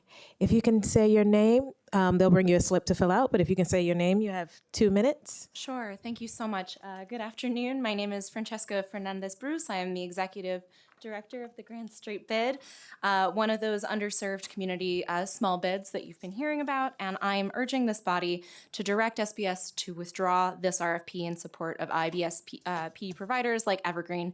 Evergreen's track record is exceptional over 4 decades of service, and that is because they offer irreplaceable institutional knowledge, trust built over, as they say, generations, advocacy that fights and wins for this concentrated and high-impact industrial center against long odds, which you've heard about today. They and their industrial core were already being asked to do much more with much less, pressured by an increasingly hostile policy, real estate, and structural landscape. I don't think I need to explain speculation, Williamsburg, or the industrial plan to anyone in this room. But between hostile policy, economic shifts, rising costs, and the erosion of their member base, losing this funding would be fatal, and it would be precisely when this community needs its advocates the most. But even setting that aside, this proposal is flawed on its own terms. The RFP explicitly calls for contractors with deep industrial expertise, trusted community relationships, and on-the-ground presence. It acknowledges that effective service delivery requires embedded, community-level relationships. Evergreen is precisely what that description calls for. The proposed replacement routes this community's support through the Business Solutions Center miles away in Fort Greene with no demonstrated presence, no relationships, and no track record in this industrial community. That is not a hub and spoke model, as it says. It is a substitution on paper, but a dismantling on the ground. BSCs provide valuable generalist support services. Industrial business support in North Brooklyn is not a generalist problem. To our knowledge, no local stakeholders were consulted in the design of this proposal, and that alone should tell you something about how well SBS understands what it is proposing to replace. Please protect this fragile ecosystem and reconsider the proposal to needlessly destabilize it. Thank you very much. Thank you for your testimony. Please, and apologies, fill out another form for us so that we have you on the record. Thank you. Is there anyone else who is present in the room that would like to testify that has not already done so? Okay, we will move on to those on Zoom. First up, I have Todd Greenfield, William Rubenstein, Patricia Robinson, and Quincy Eli Kate, I'm sorry, friend of yours?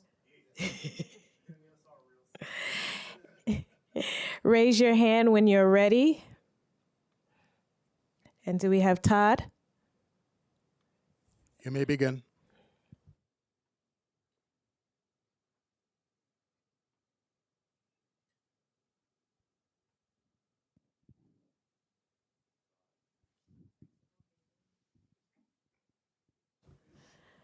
Todd, hold one moment for me, please. We cannot hear you.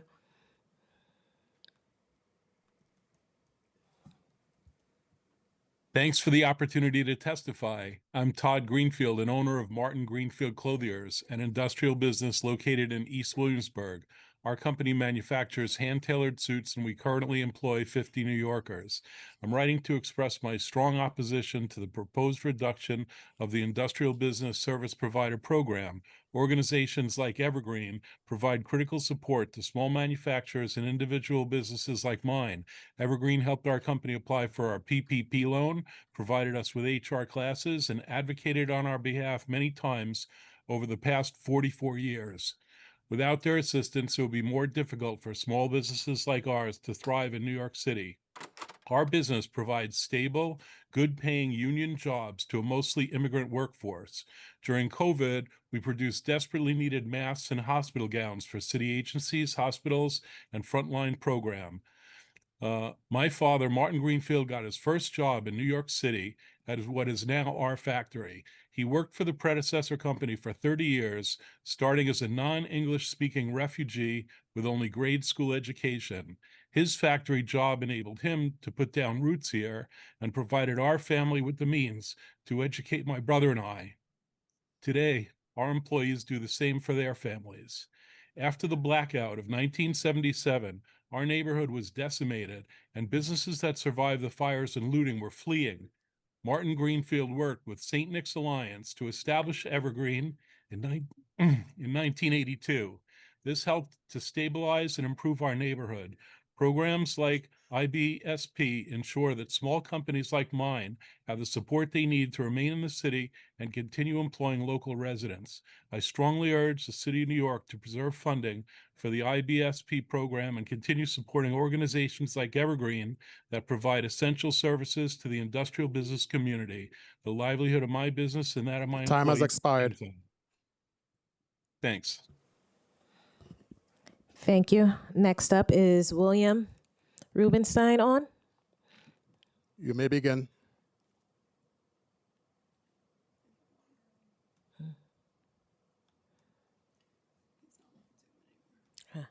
He may not be on. Patricia Robinson. You may begin. Yes, good afternoon, Chair Thomas Henry and members of the Committee on the Small Business. My name is Patricia Robinson, Chief Administrative Officer at Greater Jamaica Development Corporation, a nonprofit community development organization focused on economic growth, small business support, and industrial development in Southeast Queens, and a proud member of the Industrial Jobs Coalition. I'm here to speak about the critical importance of the IBSPs and our concern with the RFP that has been presented, which would essentially dismantle the city's only dedicated support system for small and mid-sized industrial businesses after more than 40 years of investment. At a time when the businesses face rising costs, land pressures, and workforce challenges, this is not a transformation, it is an erasure. I also want to respectfully acknowledge that Council Member Sylvania Brooks Powers, a member of this committee, has first seen the impact of the IBSP providers like ours in Queens and her District 31. Some years ago, Bartlett Dairy, a minority-owned trucking company, relocated from Queens to New Jersey.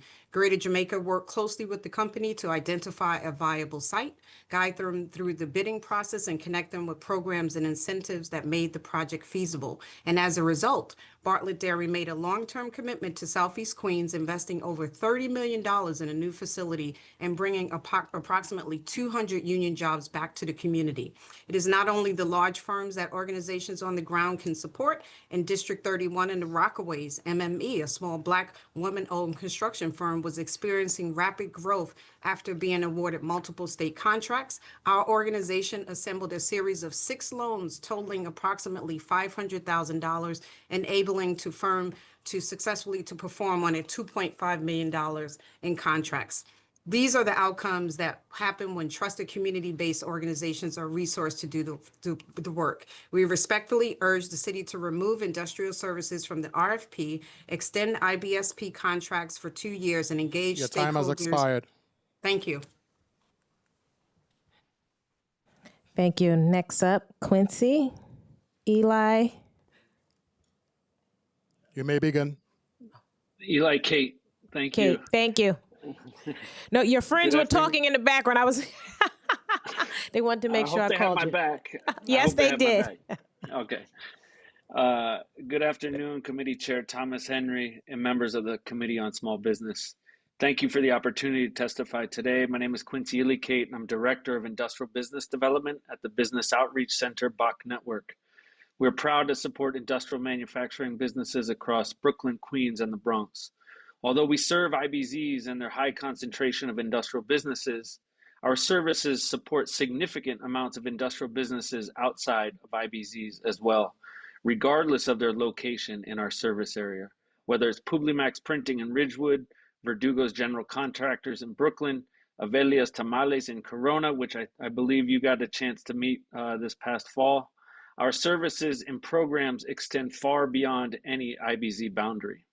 The bottom line is that industrial and manufacturing businesses are critical for New York City, and they deserve the specialized support that IBSPs have been refining over decades. Industrial businesses move goods, build our city, provide essential services, and importantly, provide quality jobs for so many diverse and underserved communities in New York City. For 40 years, the IBSPs have been working with industrial businesses and surrounding communities. We have long established relationships with community stakeholders, including community boards, police precincts, city agencies such as DEP, DOT, sanitation, DDC, and DCP. We work in partnership with the local electeds on issues such as EPA Superfund sites. We're there when critical disasters, natural disasters happen. We stay late at local community board meetings, and we host early morning meetings to get critical information to local businesses. And these are all things that we do that fall outside of our current IBSP contracts. So that is what is at stake today to be lost, in addition to all the services that we do provide under our contract.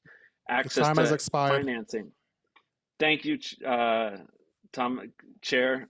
Really appreciate your support. Thank you. Next up online, we have Nepal Asawasi, Tamika Mapp, Ernie Wong, and Ashley Graper. Nepal, are you on? You may begin. Thank you. Hi, my name is Katie Stanton. I'm here in lieu of my co-executive director, Nepal Asatawasi. For the first decade, Mechanism, which is our organization, operated as the Urban Manufacturing Alliance, founded in New York City, where we helped launch the Made in NYC initiative and built the national case for urban manufacturing as a core economic development strategy. Now, as Mechanism, we partner with communities, municipalities, and economic development agencies to fix the systems that have allowed manufacturing to erode, and with it, the economic security and stability of working-class communities. New York City is where this work began. What happens here still matters to us and matters nationally, too. We have watched with hope as the Mandami administration has taken up the question of who New York City's economy is actually working for. We're here today now because the proposed elimination of the ISB program would move that in exactly the wrong direction.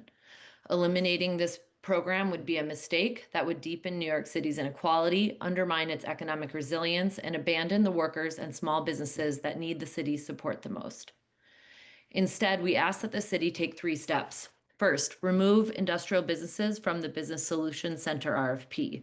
2, extend existing ISB contracts by at least 1 year. 2 would be better to ensure continuity. And 3, work with the industrial community to co-design a modernized program that addresses rising real estate pressures, connects manufacturers to green economy opportunities, strengthens workforce pipelines, and reinvests in the Industrial Developer Fund. A more equitable New York City is not possible without a strong industrial sector. The IBSP program is one of the most important tools the city has for building the economy this administration claims it wants. We really urge you to protect it. Thank you. Thank you for your testimony. Is Tamika Mapp? You may begin. Hi, everybody. Thank you so much, Chair Thomas Henry, and the opportunity for my testimony. My name is Tamika Mapp. I'm the district leader for the 68th Assembly District, Part D, and a small business owner with Kanye Dula Collective. I stand here today on behalf of the small business owners in East Harlem, the barbers, the beauty shops, the child care providers, the restaurants, the bodegas, the street vendors, and our online businesses. We are the backbone of our local economy and the heart of our community. Let me be clear, small businesses are not failing because they lack effort. They're being pushed out by a system that makes it harder for it to survive than to close. Every day I speak to business owners dealing with rising rents, higher utility costs, excessive fines, and complex licensing requirements. They feel it's designed to trip them up instead of supporting them. We cannot say we support small businesses while allowing them to be buried under systems that large corporations can navigate, but small businesses cannot. In East Harlem, small businesses are more than storefronts. They are job creators, are community anchors, and are safe spaces. They hire locally and support our youth and reinvest back into our neighborhoods. But right now, they're struggling. We must address commercial rent stability. Small business should not be at the mercy of unpredictable rent hikes that force them out of the community they help build. We must reform fines and licensing. Too many business owners are being penalized for minor issues that could be fixed with guidance. We should be educating first and not penalizing first. We must increase access to capital. Too many minority and women-owned businesses are locked out of funding. We need targeted grants, no interest loans, and real investments that actually reaches our communities. And let's be clear, family child care providers, home-based businesses, and our online businesses are small businesses too. They need support, infrastructure, access to resources to grow and compete, and deserve the same level of investment, protection, and respect.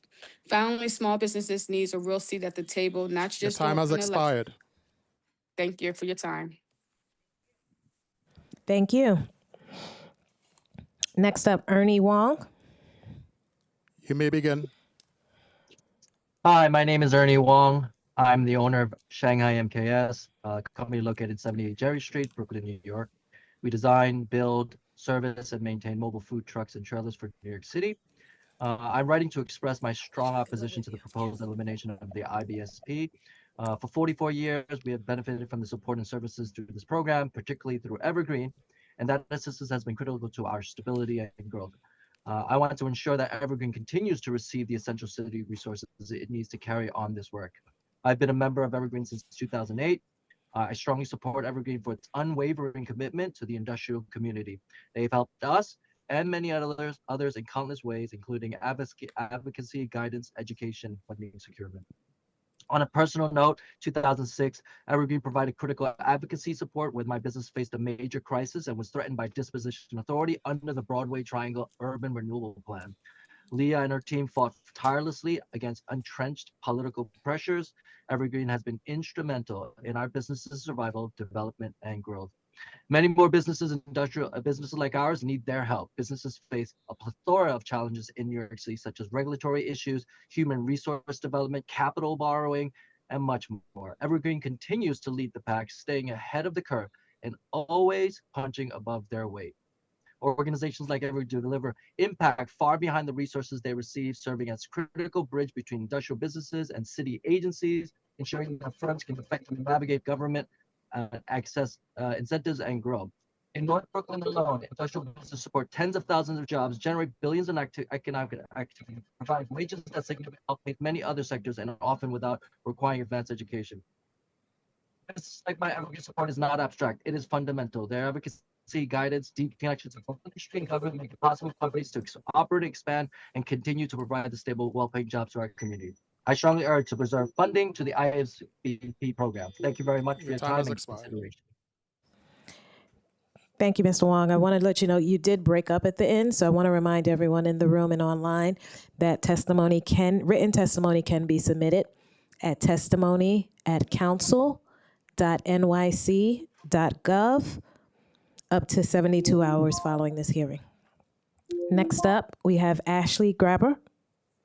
You may begin. Hi, thanks for your time. I'm Ashley Graber, co-owner of Cool Hand Movers. We're a moving company based in District 38. Thanks to the committee and everyone here for your time. I'm concerned about the dismantling of the IBSP program and the potential impact on place-based resources. Generalized programming, typical of SBS, may help anyone get something off the ground, but resilience and longevity in manufacturing and logistics requires more localized support. I want to highlight 3 of the ways that the Southwest Brooklyn Industrial Development Corporation has filled this gap for our company and helped us push through existential threats to our small business. Compared with the webinars and fast track programming we've participated before through SBS, SBIDC programming offers more tailored, in-depth, in-person education, and they provide the individualized support for manufacturing and logistics small businesses that make that education actionable. Two, we received a predatory bill from a national truck leasing company with a track record for squeezing small businesses. And SPS Legal Clinic didn't offer any insight or potential next steps, but within a few days of bringing this to the attention of SBIDC, they connected us to a legal advisor who helped us dispute this bill, and we saved $23,000. Lastly, our supply warehouse in Red Hook burned down on January 21st of this year. We lost about 85% of all of our moving equipment and moving bins. SBIDC proactively reached out, offered resources, and platformed our local community ask for support. This kind of place-based support has been invaluable to maintaining our operations. Manufacturing and logistics businesses will suffer if the proposed changes to the IBSP program go through. Thanks for your time. Thank you for your testimony. Next up, we have Jeffrey Nycc, Antu Nycc, Malat Sion, and Delasia Foreman. You may begin.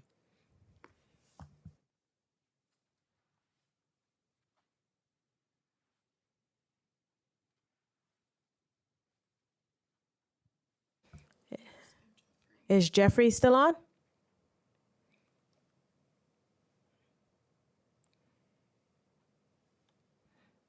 Jeffrey Nycc? You may begin. Okay. Next up is Antu Nycc. You may begin.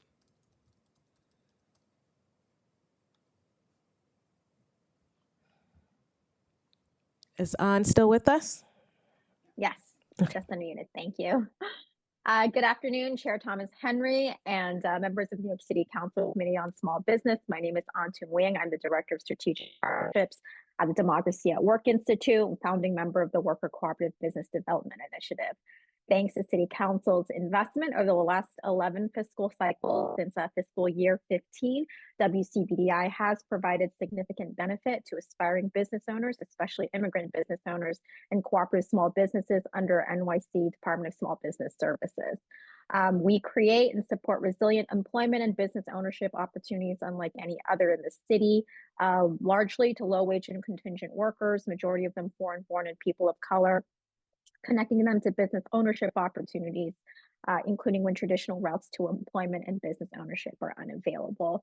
Some key achievements in the past few years have included the successful conversion to worker ownership of small businesses like Simple Brewing and Bike Plant, keeping them thriving and local, the incubation and launch of Afrolingual, an interpretation and translation cooperative that provides language support in over 10 African languages, the launch of an online school for democratic management that offers free trainings on worker ownership basics in finance, governance, and group dynamics, and the development of a rapid response cooperative toolkit and trainings in English and Spanish for CBOs to make small business ownership more accessible and inclusive to all communities.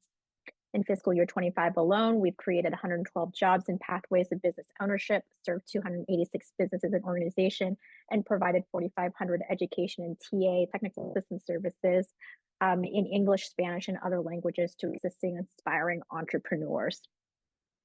We urge City Council to continue investing in worker cooperatives in New York City through enhancing WCBDI funding to $5.09 million in fiscal year 27. This will provide for the start of 30 new worker cooperative small businesses, create over 100 new jobs, as well as offer technical assistance, consultations, and education. Your time has expired. Thank you. Thank you. Next up, Malat Sion.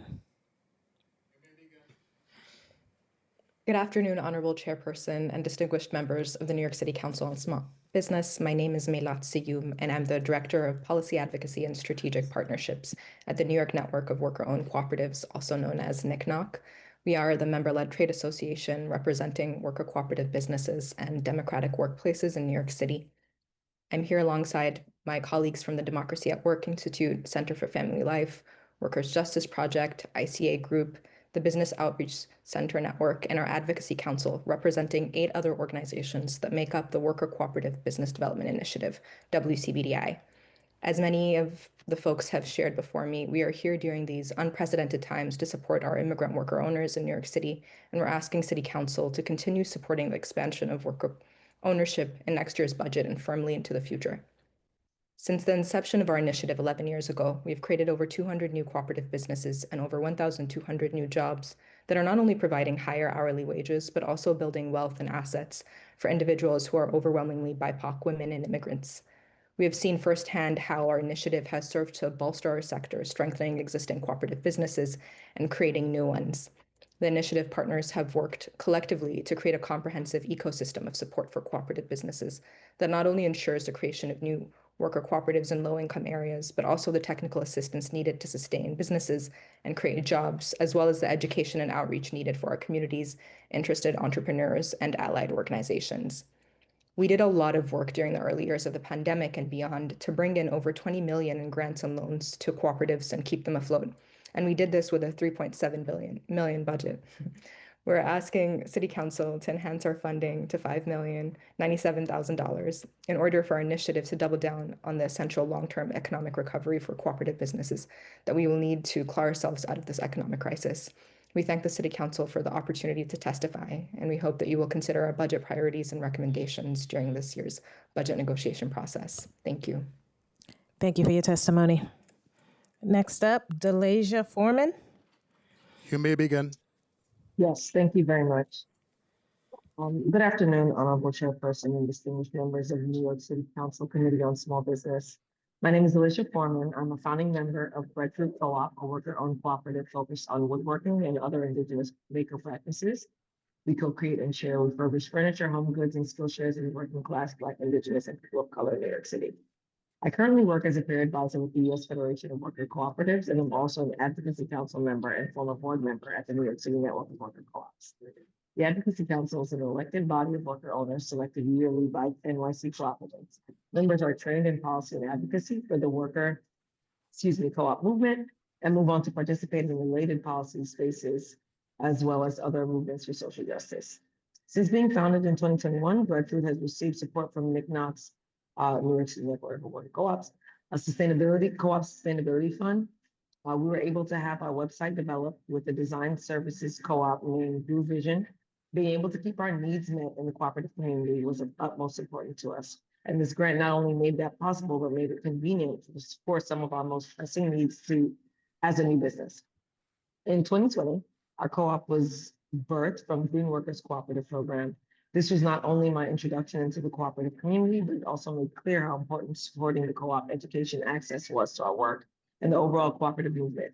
Without this program, we would not have had the context for this type of economic structure. We asked the City Council to enhance our funding to $5,097,000 for the Worker Cooperative Business Development Initiative, public banks, racial and immigrant rights support, and youth education programs. Educational awareness, direct financial support for the solidarity economy is deeply essential for a city that works for all New Yorkers. It creates opportunities for systemically neglected communities to practice and live into a means of being self-sustained in one of the hardest financial ecosystems in the world. It offers reality where we can not only become financially whole and nourished based on our networks and Your relationships, time has expired. but psychologically and societally whole. Thank you for your testimony. Is Jeffrey DC back?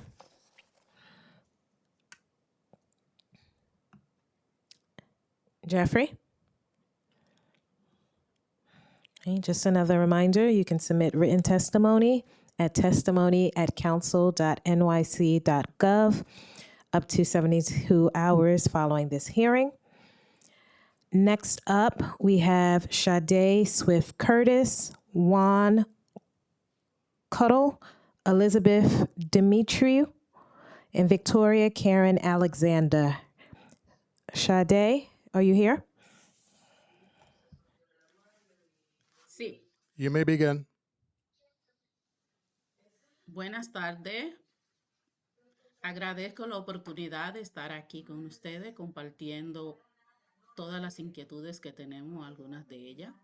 Mi nombre es Elizabeth Polanco y soy trabajadora dueña de la cooperativa Radia Consulting. Mi trabajo ha sido una gran fortaleza mantenerme en una cooperativa de trabajadores Por eso para nosotros es importante que se reconozca lo que son las cooperativas de trabajadores y poder tener lo que es el reconocimiento para tener acceso a fondos, así como a través de la iniciativa de WCBDI, que es de gran apoyo para nuestras cooperativas, para las mujeres inmigrantes, la comunidad, la minoría, y quisiera saber si están traduciendo el discurso. Muchas gracias por tu testimonio. Next up, we have Juan Cuddle. You may begin. Good afternoon, Chair Thomas Henry and distinguished members of New York City Council Committee on Small Businesses. My name is Juan Cuautle, and I am the Program Director of the Cooperative Development Program at the Center for Family Life in Sunset Park, a 48-year-old social service organization serving low-income families in Brooklyn. I'm here today to urge the Council to continue supporting the Worker Cooperative Business Development Initiative by allocating $5.1 million in fiscal year 2027, including $675,000 for the Center for Family Life to continue helping low-income families build cooperative businesses. Since 2013, the Center for Family Life has participated in this council-funded initiative to incubate and strengthen worker-owned businesses. With this support, we have incubated 28 worker cooperatives in the domestic work industry and developed 2 online marketplace platforms, creating economic opportunities for more than 700 low-income women in New York City. With continued support in fiscal year 2027, we will incubate a new worker-owned cooperative in administrative services, which will create 50 new jobs for young professionals, provide 275 technical assistance services to existing cooperatives, and offer training in business administration, finance, marketing, and domestic industry-specific skills for 400 participants. These services expand economic opportunities for people historically excluded from traditional labor markets, while helping cooperative members earn an average of $39 per hour in the cooperatives. These achievements will not be possible without the support of the New York City Council. On behalf of the Center for Family Life, thank you for your time and commitment to economic equity. We respectfully ask for the continued support in fiscal year 2027. Thank you. Thank you for your testimony. Next up, we have Elizabeth Demetriou. Hi, thank you. My name is Elizabeth Demetriou, and I'm an economic development professional and a member of the board of directors at the Southwest Brooklyn Industrial Development Corporation, where I worked on the ground with small businesses from 2005 to 2015. Through this experience, I've seen firsthand what it takes for manufacturing businesses to survive and grow in an increasingly complex and challenging environment. I've also seen the importance of strong local ecosystems, the relationships and coordination between businesses, community-based organizations, and public partners that sustain neighborhood economies. This kind of ecosystem is built through proximity, trust, and long-term presence, and it would not be possible under the more centralized model being proposed. Programs like IBSP, delivered through trust-based organizations like SBIDC, are not just business services. They're critical infrastructure for our local economies. They're embedded in the communities they serve and understand the unique needs of neighborhood-based and industrial businesses. They provide real-time, tailored support that reflects the realities on the ground, something that cannot be replicated through a centralized or one-size-fits-all approach. I saw this most clearly in the aftermath of Hurricane Sandy. Recovery did not happen through a centralized model. It depended on trusted, on-the-ground organizations that knew the businesses, understood the neighborhood, and could coordinate across stakeholders in real time. Without that local presence, recovery would have been slower, less effective, and far less equitable. The model being proposed moves us away from the very approach that provided essential in one of the city's most critical moments. I urge the City of New York to preserve funding for the IBSP program and continue investing in the local organizations that serve as stewards of our industrial business zones. Supporting these organizations is one of the most effective ways to ensure that small businesses and the communities they sustain can continue to thrive. It's more than small business support. It's helping to analyze truck routes, it's working with workforce partners, and it's being a steward for an industrial community. Thank you. Thank you for your testimony. Next up, we have Victoria Karen Alexander. You may begin. Hi, my name is Victoria Alexander. Good afternoon. Thank you so much for having me. I am a community member from Red Hook, Brooklyn, where I work with an organization called Resilient Red Hook that focuses on climate resiliency, working waterfront advocacy, and environmental justice. I'm here to speak personally about my personal experience with SBIDC over the years. In October 2012, Hurricane Sandy hit our neighborhood of Red Hook, and we were devastated. Businesses lost everything, equipment destroyed, basements flooded, electrical systems wiped out, and residents were facing the most devastating days of their lives, and our community responded. Red Hook showed up for Red Hook. But as we all know very well, the city of New York did not show up in a very timely manner. But who did show up was SBIDC. They were on the ground helping businesses and residents when no one else was. They didn't just help businesses rebuild, they helped keep our community rebuild. They became members of the governor's New York Rising program, which we helped advocate for resiliency measures for this community. And they made sure that small manufacturers at the warehouses, the maritime operators, who are the backbone of the Red Hook's economy, could stay in this neighborhood so that our community members still had jobs right here in their own community. Without SBIDC, we would have lost these businesses to other boroughs and to other states entirely, and those jobs would have gone with them. SBIDC has continuously showed up for working waterfront community of Red Hook. But the reality is that the industrial business zones are already underfunded. At a time when we are trying to bring back manufacturing as a nation, we are continually disinvesting in our IBZs and spot zoning throughout our manufacturing communities. These are the jobs that are the gateway for community members, especially immigrants and people of colors working without college degrees to build working class careers.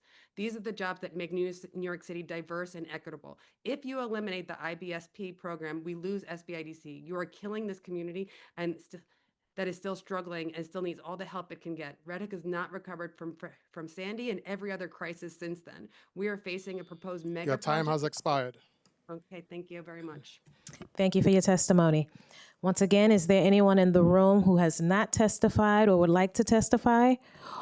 Or if there's anyone online who would like to testify, please use the raise hand function now. Hearing none and seeing none, this meeting is now adjourned.